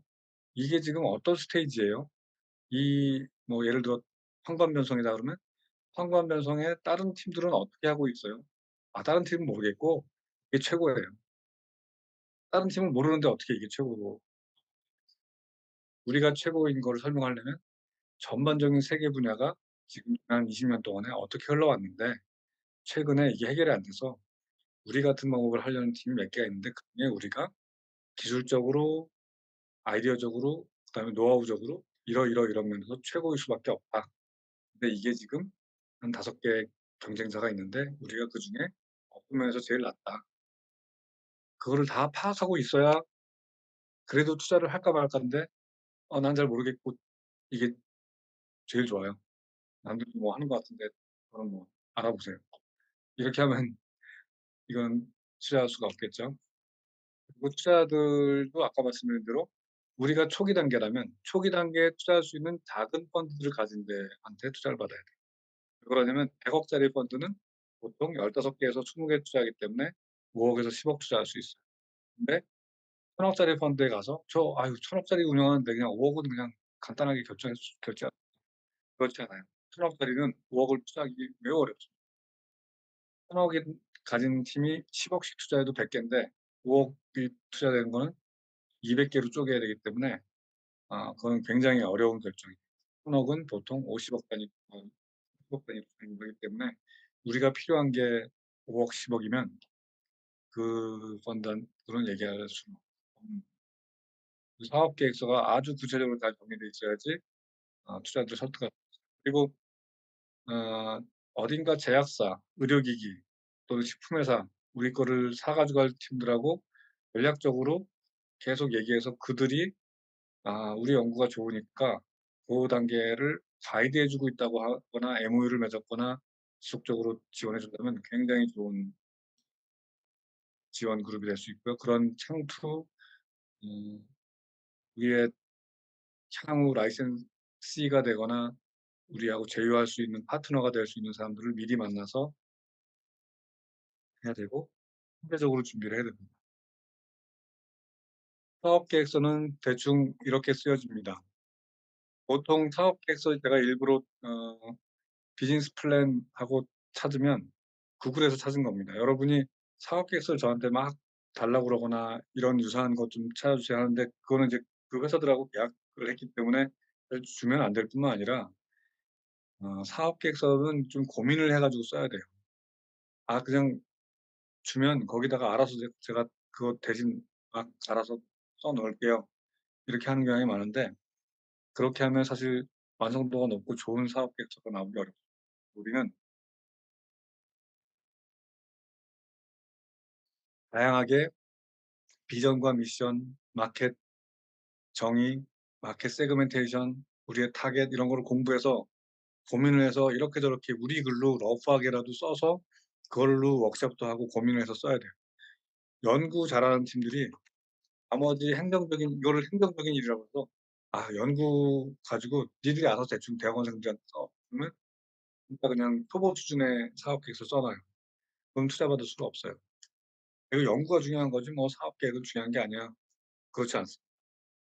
연구가 중요한 것만큼 시장 동향하고 경쟁하고 분석해서 우리가 이거를 앞으로 어떻게 끌고 나가겠다. 이게 매우 중요한 부분입니다.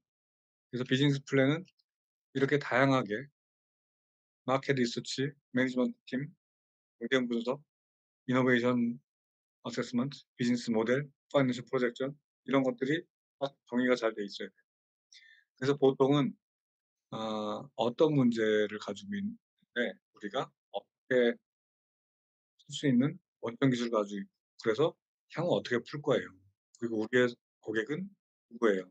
그 고객들은 환자들은 또는 의사들은 어떤 분야를 하는 사람들인데 그분들의 고민은 이러이러이런 거예요.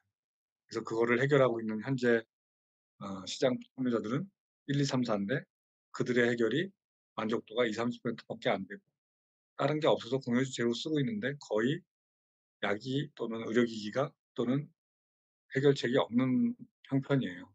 그래서 우리는 어떤 기술로 어떤 제품화시켜서 어떤 서비스로 어떻게 팔 거예요. 그래서 우리의 USP, Unique Selling Proposition은 뭐예요? 하고 간단하게도 설명할 수 있어야 되고 자세하게도 정리할 수 있어요. 그리고 우리 기술이 플랫폼 기술이어서 이게 원천적으로 하나 해결되면 다른 적응증으로도 사용이 가능하고 다른 분야도 확장할 수 있는 새로운 모델러트인지 아니면 그냥 우리는 어떤 타겟에 블록하는 물질 하나를 개발해서 그 타겟이 그 해결할 수 있는 몇 개 적응증에 쓸 수 있는 건지 아니면 아주 좁은 한 가지의 적응증에 쓸 수 있는 개별 기술인지 이거를 명확히 판단을 해야 돼요. 그리고 어떤 문제를 해결했는지 그리고 시장에 또는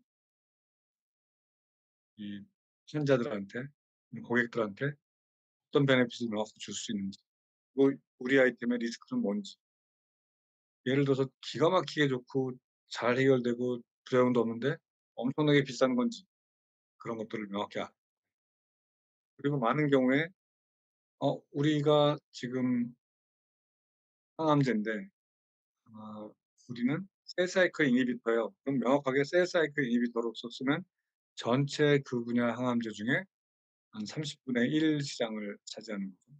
그러면 우리는 그래서 어떻게 이거를 얼마나 팔 수 있어요라고 해야 되는데 예를 들어 예전에 이런 사례가 실제 있었던 거예요. 우리는 스티무백스에 해당하는 타겟이고 근데 얘네보다 이러이러한 점에서 더 좋아요. 그래서 얘네보다 한 두세 배 팔 수 있어요 해야 되는데 이건 우리는 얘네보다 더 좋은데요. 아바스틴보다 덜 팔 거예요. 그러면 아바스틴은 그런 메커니즘이 있는데 그래서 저렇게 많이 팔리는 건데 근데 걔보다 더 팔 수 있다고 그냥 막연하게 주장하면 조금만 전문가가 보면 그건 말이 안 되는 거짓말이에요. 이런 해당 분야의 그 시장 동향 자료를 구입해서 비교해 보고 판단을 해야 됩니다. 그리고 이렇게 TPP를 이렇게 분석해 보면 프로덕트, 도시지, 어드민 이런 것들을 정리해 놓고 그다음에 이피커시는 어떤지, 이벤트 이런 거, 사이드 이펙트는 어떤지, 그리고 그의 프라이스하고 리임버스먼트가 어떤지 해서 비교해 보면 우리가 지금 우리 아이템도 비교할 수 있고 또는 이거는 라이선스 인 하거나 라이선스 아웃 할 때도 이렇게 비교해 보면 지금 현재 시장에 있는 것보다 우리가 어떤 면에서 얼마나 더 좋아요 라고 얘기할 수 있는데 이미 시장에 있는 것보다는 조금 나은데 지금 임상을 3상, 2상, 1상을 하고 있는 다른 경쟁사보다는 TPP에서 이미 지고 있어요. 그러면 우리는 동물실험 단계인데 이걸 어떻게 팔 수 있겠어요? 이건 우리는 차라리 이거 지금 약간 초기 실험을 해 놨는데 이 적응증으로 하면 안 되겠다. 다른 적응증을 찾아야겠죠. 그렇게 비교를 해 봐야 되는데 우리는 그런 거를 하는 사람들이 생각보다 별로 없어요. 그리고 그 타겟 프로덕트 프로파일의 레버뉴에 대한 이펙트를 센서티비티 테스트를 해 봐야 돼요. 그래서 이게 온셋 타임, 두통약이나 어떤 통증 치료제는 온셋 타임이 되게 중요하잖아요. 온셋 타임을 조금만 줄일 수 있어도 매출이 훨씬 느리겠죠. 근데 상업비 같은 경우는 원셋을 1 시간 이후에 하거나 당장 들거나 3 시간 또는 1 주일 후에 드는 게 중요한 게 아니라 제대로 듣는 게 더 중요하죠. 그리고 사이드 이펙트 중에는 두통약 같은데 두통은 나았는데 속이 뒤집힌다든지 속이 너무 심하다든지 이러면 그건 쓸 수가 없는 거잖아요. 근데 약간 드라이 마우스 정도다 그러면 쓸 수 있는 거죠. 사업 계획서는 뭐냐? 사업 아이디어를 실행 가능한 구체적인 계획으로 발전시킨 게 사업 계획서예요. 이 사업에서 무엇이 기획인가를 설명하고 이를 어떻게 포착할 것인가를 설명하는 게 이게 정의죠. 근데 목적은 타당성 검토의 기회를 갖는 거고 우리 내부용으로 쓸 수 있고 외부용으로 쓸 수 있고 또는 투자용으로 쓸 수 있고 또는 정부 지원 자금을 따는 데 쓸 수 있고 또는 우리 내부에서 10개 프로젝트 중에 어떤 거를 우선순위할지에 대한 거를 쓰는 아니면 내부 교육용으로 쓸 수도 있겠죠. 목적이 무엇인지, 외부적 투자 유치를 위해서 사업계획서는 내부 직원들 소통용, 상사에게 보고용, 정부 과제 지원용, 투자 유치용 다양하게 있습니다. 사업계획서가 왜 잘 못 쓰나, 잘 실패하느냐, 왜 이거를 제대로 하지 못하냐. 적합한 틀을 쓰지 않고 좀 뭔가 부적합한 틀, 저한테 사업계획서 좀 잘 된 거 좀 주세요." 이런 경우 있어요. 그러면 어떤 건강식품 회사가 신약 개발하는 사업계획서 잘 써진 걸 가지고 와서 한다고 해서 우리한테 맞을 리가 없고 또는 예쁘게 써진 걸 급하게 시간 마감해 해서 내일 아침 8 시에 대표가 발표해야 되는데 밤 12 시에 마무리해 가지고 겨우 자료해서 프린트해 봤더니 오타가 막 한 페이지에 5 개씩 있어요. 그러면 발표하는 사람도 불안하고 나 목소리에 불안할 수밖에 없죠. 그리고 자료를 막 준비하다가 우리 회사가 지금 6가지 하고 있는데 요거에 맞는 건 요 2가지인데 2가지만 쓰면 너무 없어 보여서 그걸 다 넣어 놨어요. 그러면 도대체 이 회사가 이 벤처기업이 15명 데리고 이 6-7 개를 다 하겠다는 건가? 이걸 그래서 모든 자료를 다 넣는 게 중요한 게 아니라 필요한 자료가 뭔지 틀을 잡을 필요가 있어요. 그래서 뭔가 스토리라인이 없어서 이렇게 연구를 하다가 이렇게 돼서 시장이 이런 걸 보고 우리가 어떻게 뾰족하게 뚫어서 이 연구를 더해서 동물 실험 데이터를 만들었고 시장에 우리 거를 가져갈 팀들하고 위해서 그 팀이 원하는 대로 성을 다해서 뭐만 끝내면 가져간다고 하니까 우리 1년 정도만 실험 더 하면 돼요. 이게 소규모 돈을 주세요 하면 너무 명확하잖아요. 그리고 그 가져갈 팀들이 두세 팀이 경쟁 붙일 수도 있고 대충 얼마 정도에 가져갈 수 있을 거다. 그럼 우리는 뭐 3 개를 ABC한테 얻으면 성장을 2년 후에 할 수 있겠다. 요번에 몇십억을 투자해 주세요. 이렇게 명확하게 할 수 있어야지 되는 겁니다. 사업 계획서 프로세스는 목적을 명확하게 해야 됩니다. 이거를 왜 쓰는지, 이거를 듣는 사람이 누군지, 이게 심사하는 용인지, 아니면 어떤 검토를 하는 건지, 검토하는 사람 누군지, 의사결정 프로세스가 있는 건지, 의사결정은 어떤 의사결정을 하게 되는 건지, 투자를 받는 건지, 50억을 투자하는 건지, 100억을 투자하는 건지, 또는 이거에 양식이 따로 있는 건지, 요걸 검토하는 팀들이 어떤 점을 중점으로 평가하는지, VC인지, 정부가 관련된 사람들인지, 아니면 우리하고 공동으로 마케팅을 하려는 사람들인지, 그 다른 사람들은 이런 프로세스에서 이게 KDDF에서 하는 거라서 어떤 자료를 제출해서 잘했었던 건지, 그래서 이거를 핵심 요소를 정리를 해 보는 거죠. 그리고 키워드로 차례를 1, 2, 3, 4, 5, 6, 7, 8, 9 해 놓고 1은 작은 1, 2, 3, 4 다 해서 목차를 정리하는 거죠. 그리고 그동안에 내용을 채워서 여기저기서 갖다 놓고 그걸 누군가 또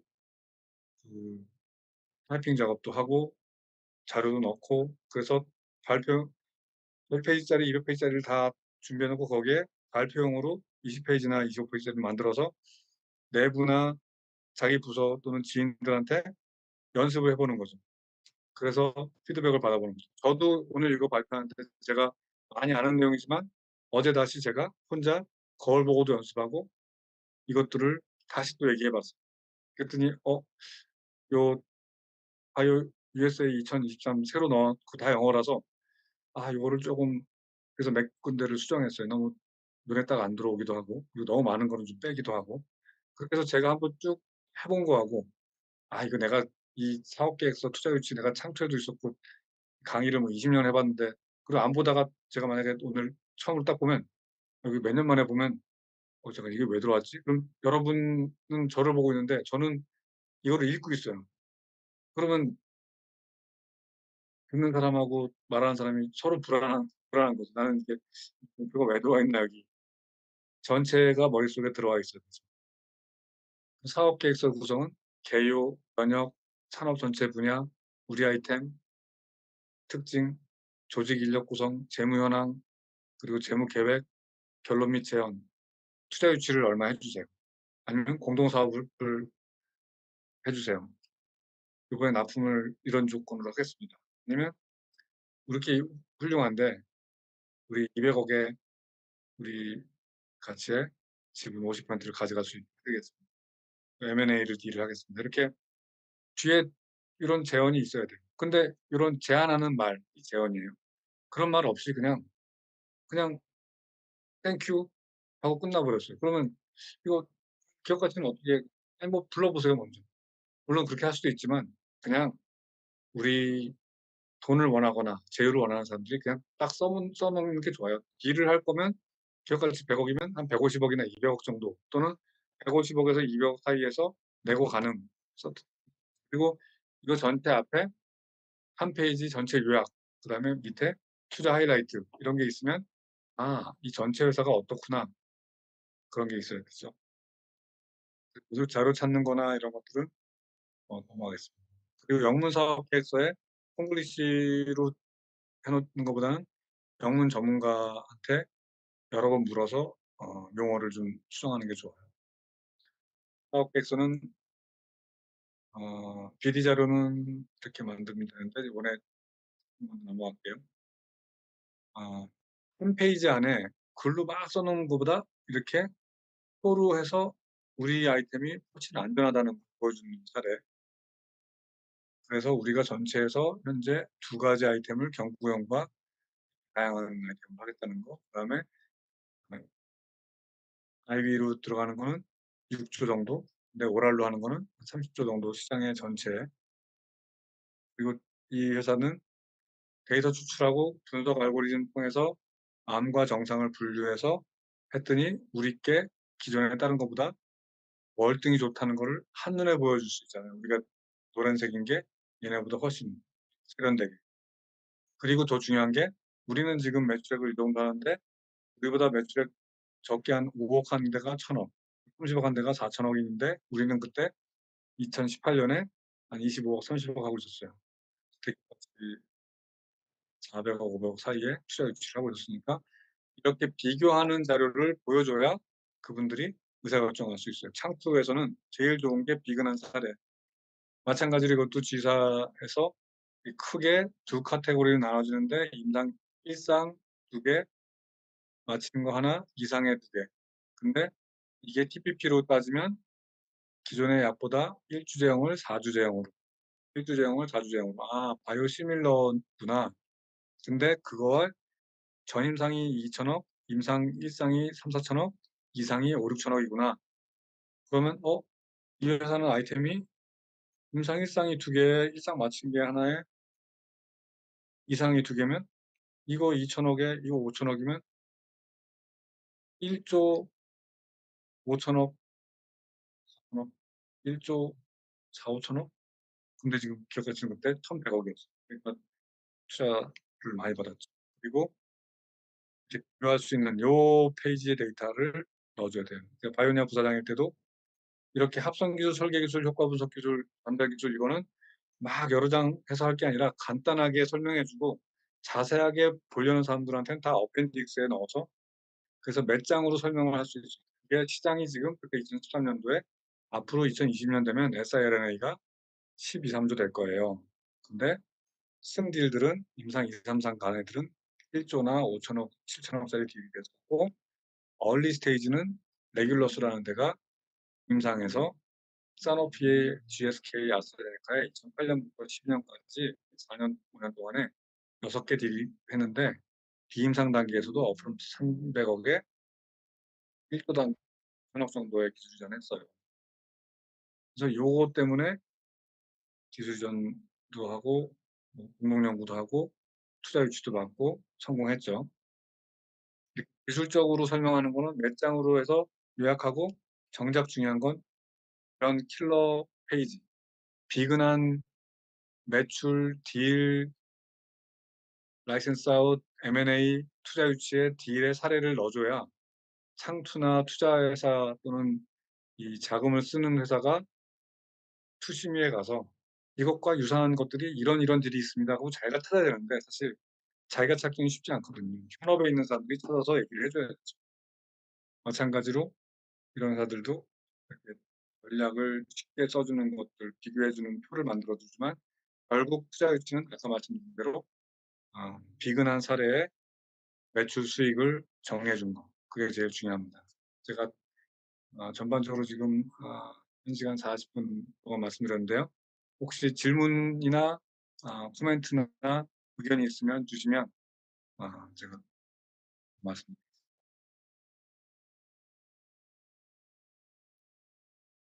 네, 그러면 제가 유튜브 생방송 그 채팅을 통해서 질문을 올려주신 거를 전달 드리겠습니다.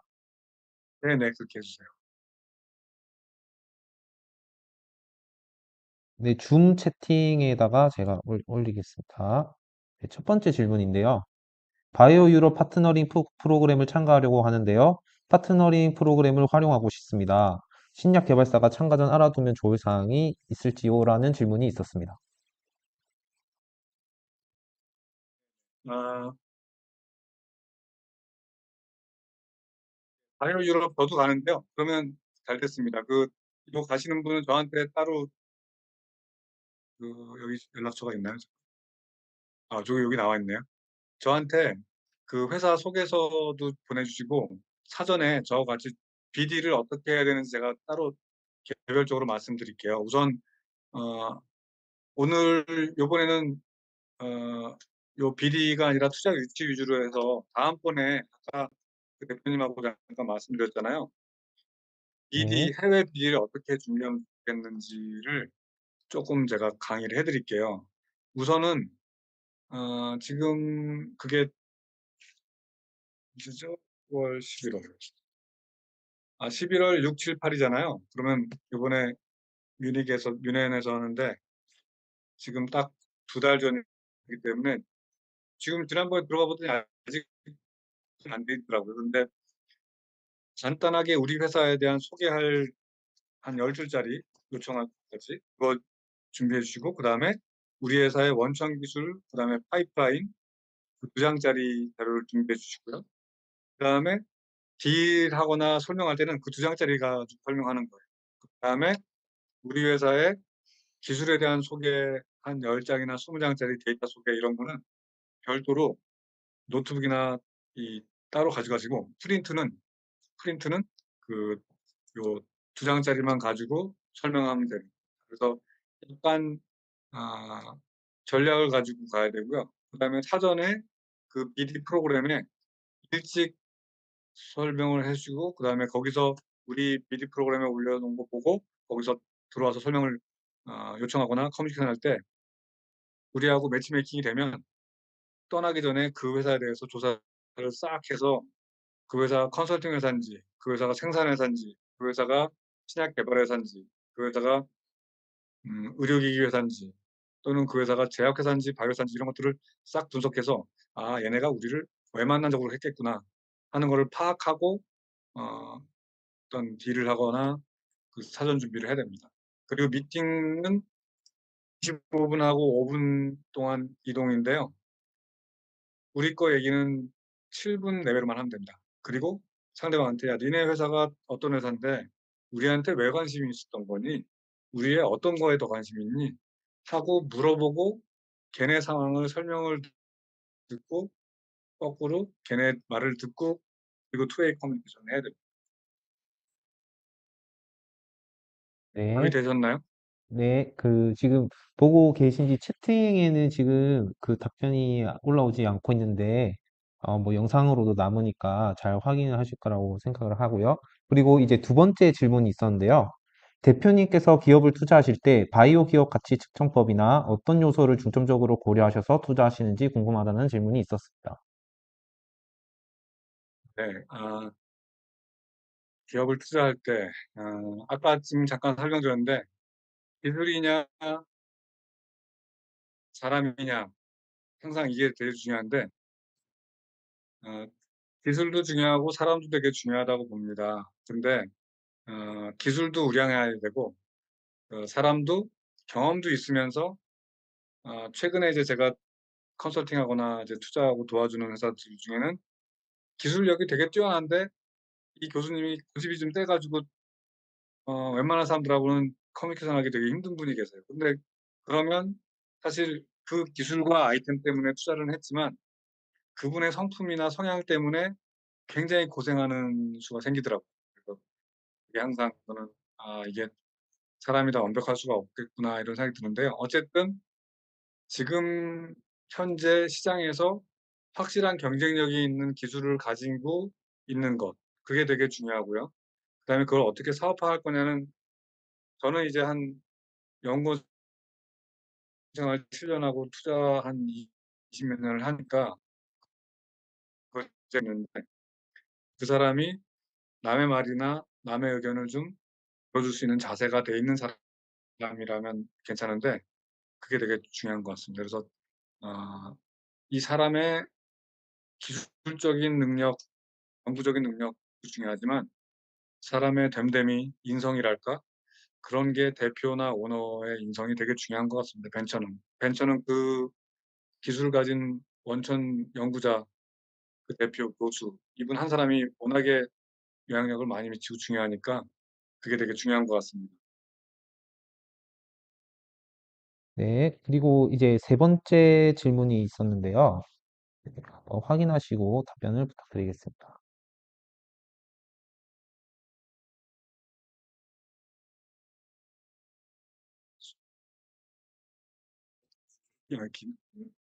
자유기술 라이센스 인하고 과제를 운영하려고 하는데 현재는 시작이라 오픈 이노베이션으로 기술 검토를 하고 있습니다. 이 기술이 하나 공동 연구를 할 것이냐는 어려운 것 같습니다.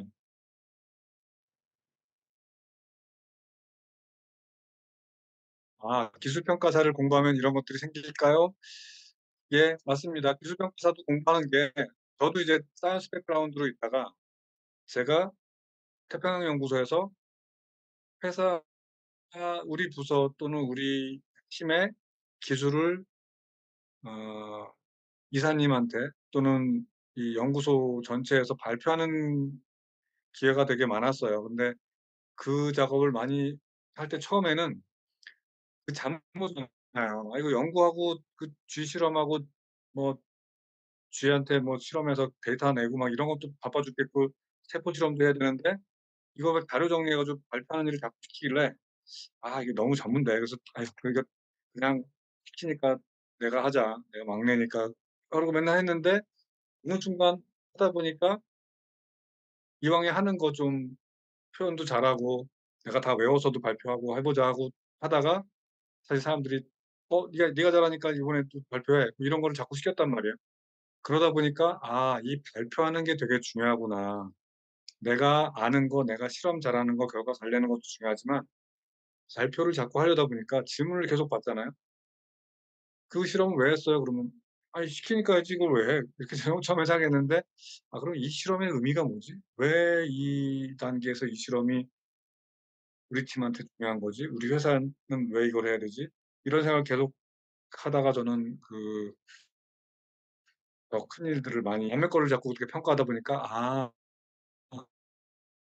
회사에서 이 일을 하는데 자꾸 처음에는 '아니 이거 돈 주고 하라고 시켰으니까 내가 팀장님이 하라고 그랬고 우리 이사님이 하라고 그랬고 내가 업소장이 하라고 그랬고 차장이 하라고 그랬고.' 했는데 '누가 시키는 거 외에 나는 그럼 이 일을 왜 한 건가?'를 자꾸 생각하는데 연구자적인 마인드보다 자꾸 사업적인 이 부서에서 돈이 들어가는 데 있어서 '굳이 그러면 이 일을 우선할까? 우리 팀 일이 아니지만 쟤네 팀 일하고 우리 팀하고 회사가 지금 100억 있을 때는 두 개 다 하지만 30억 원만 있을 때는 그러면 우리 거를 하는 게 중요할까, 저거 거 하는 게 중요할까, 이런 생각을 자꾸 하는 게 굉장히 중요한 훈련이 되는데요. 연구만 하셨으면 기술평가사 같은 공부를 해보는 게 도움이 되고, CEO 모임이나 CEO 그 교육 과정이나 뭐 MBA나 이런 것들 수업을 들어보는 게 매우 중요합니다. 그리고 재무제표도 파악하고 재무에 대한 회계 자료를 읽을 줄 알고 이런 것들이 회사 설립하는데 또는 회사 경영하는데 매우 중요할 거라고. 네, 답변이 되셨을 거라고 생각합니다. 네, 2시간 가량 많은 그 발표 자료를 가지고 열심히 강연해 주신 네, 글로벌 벤처 네트워크의 조영국 대표님께 감사하다는 말씀을 드리겠습니다. 감사합니다.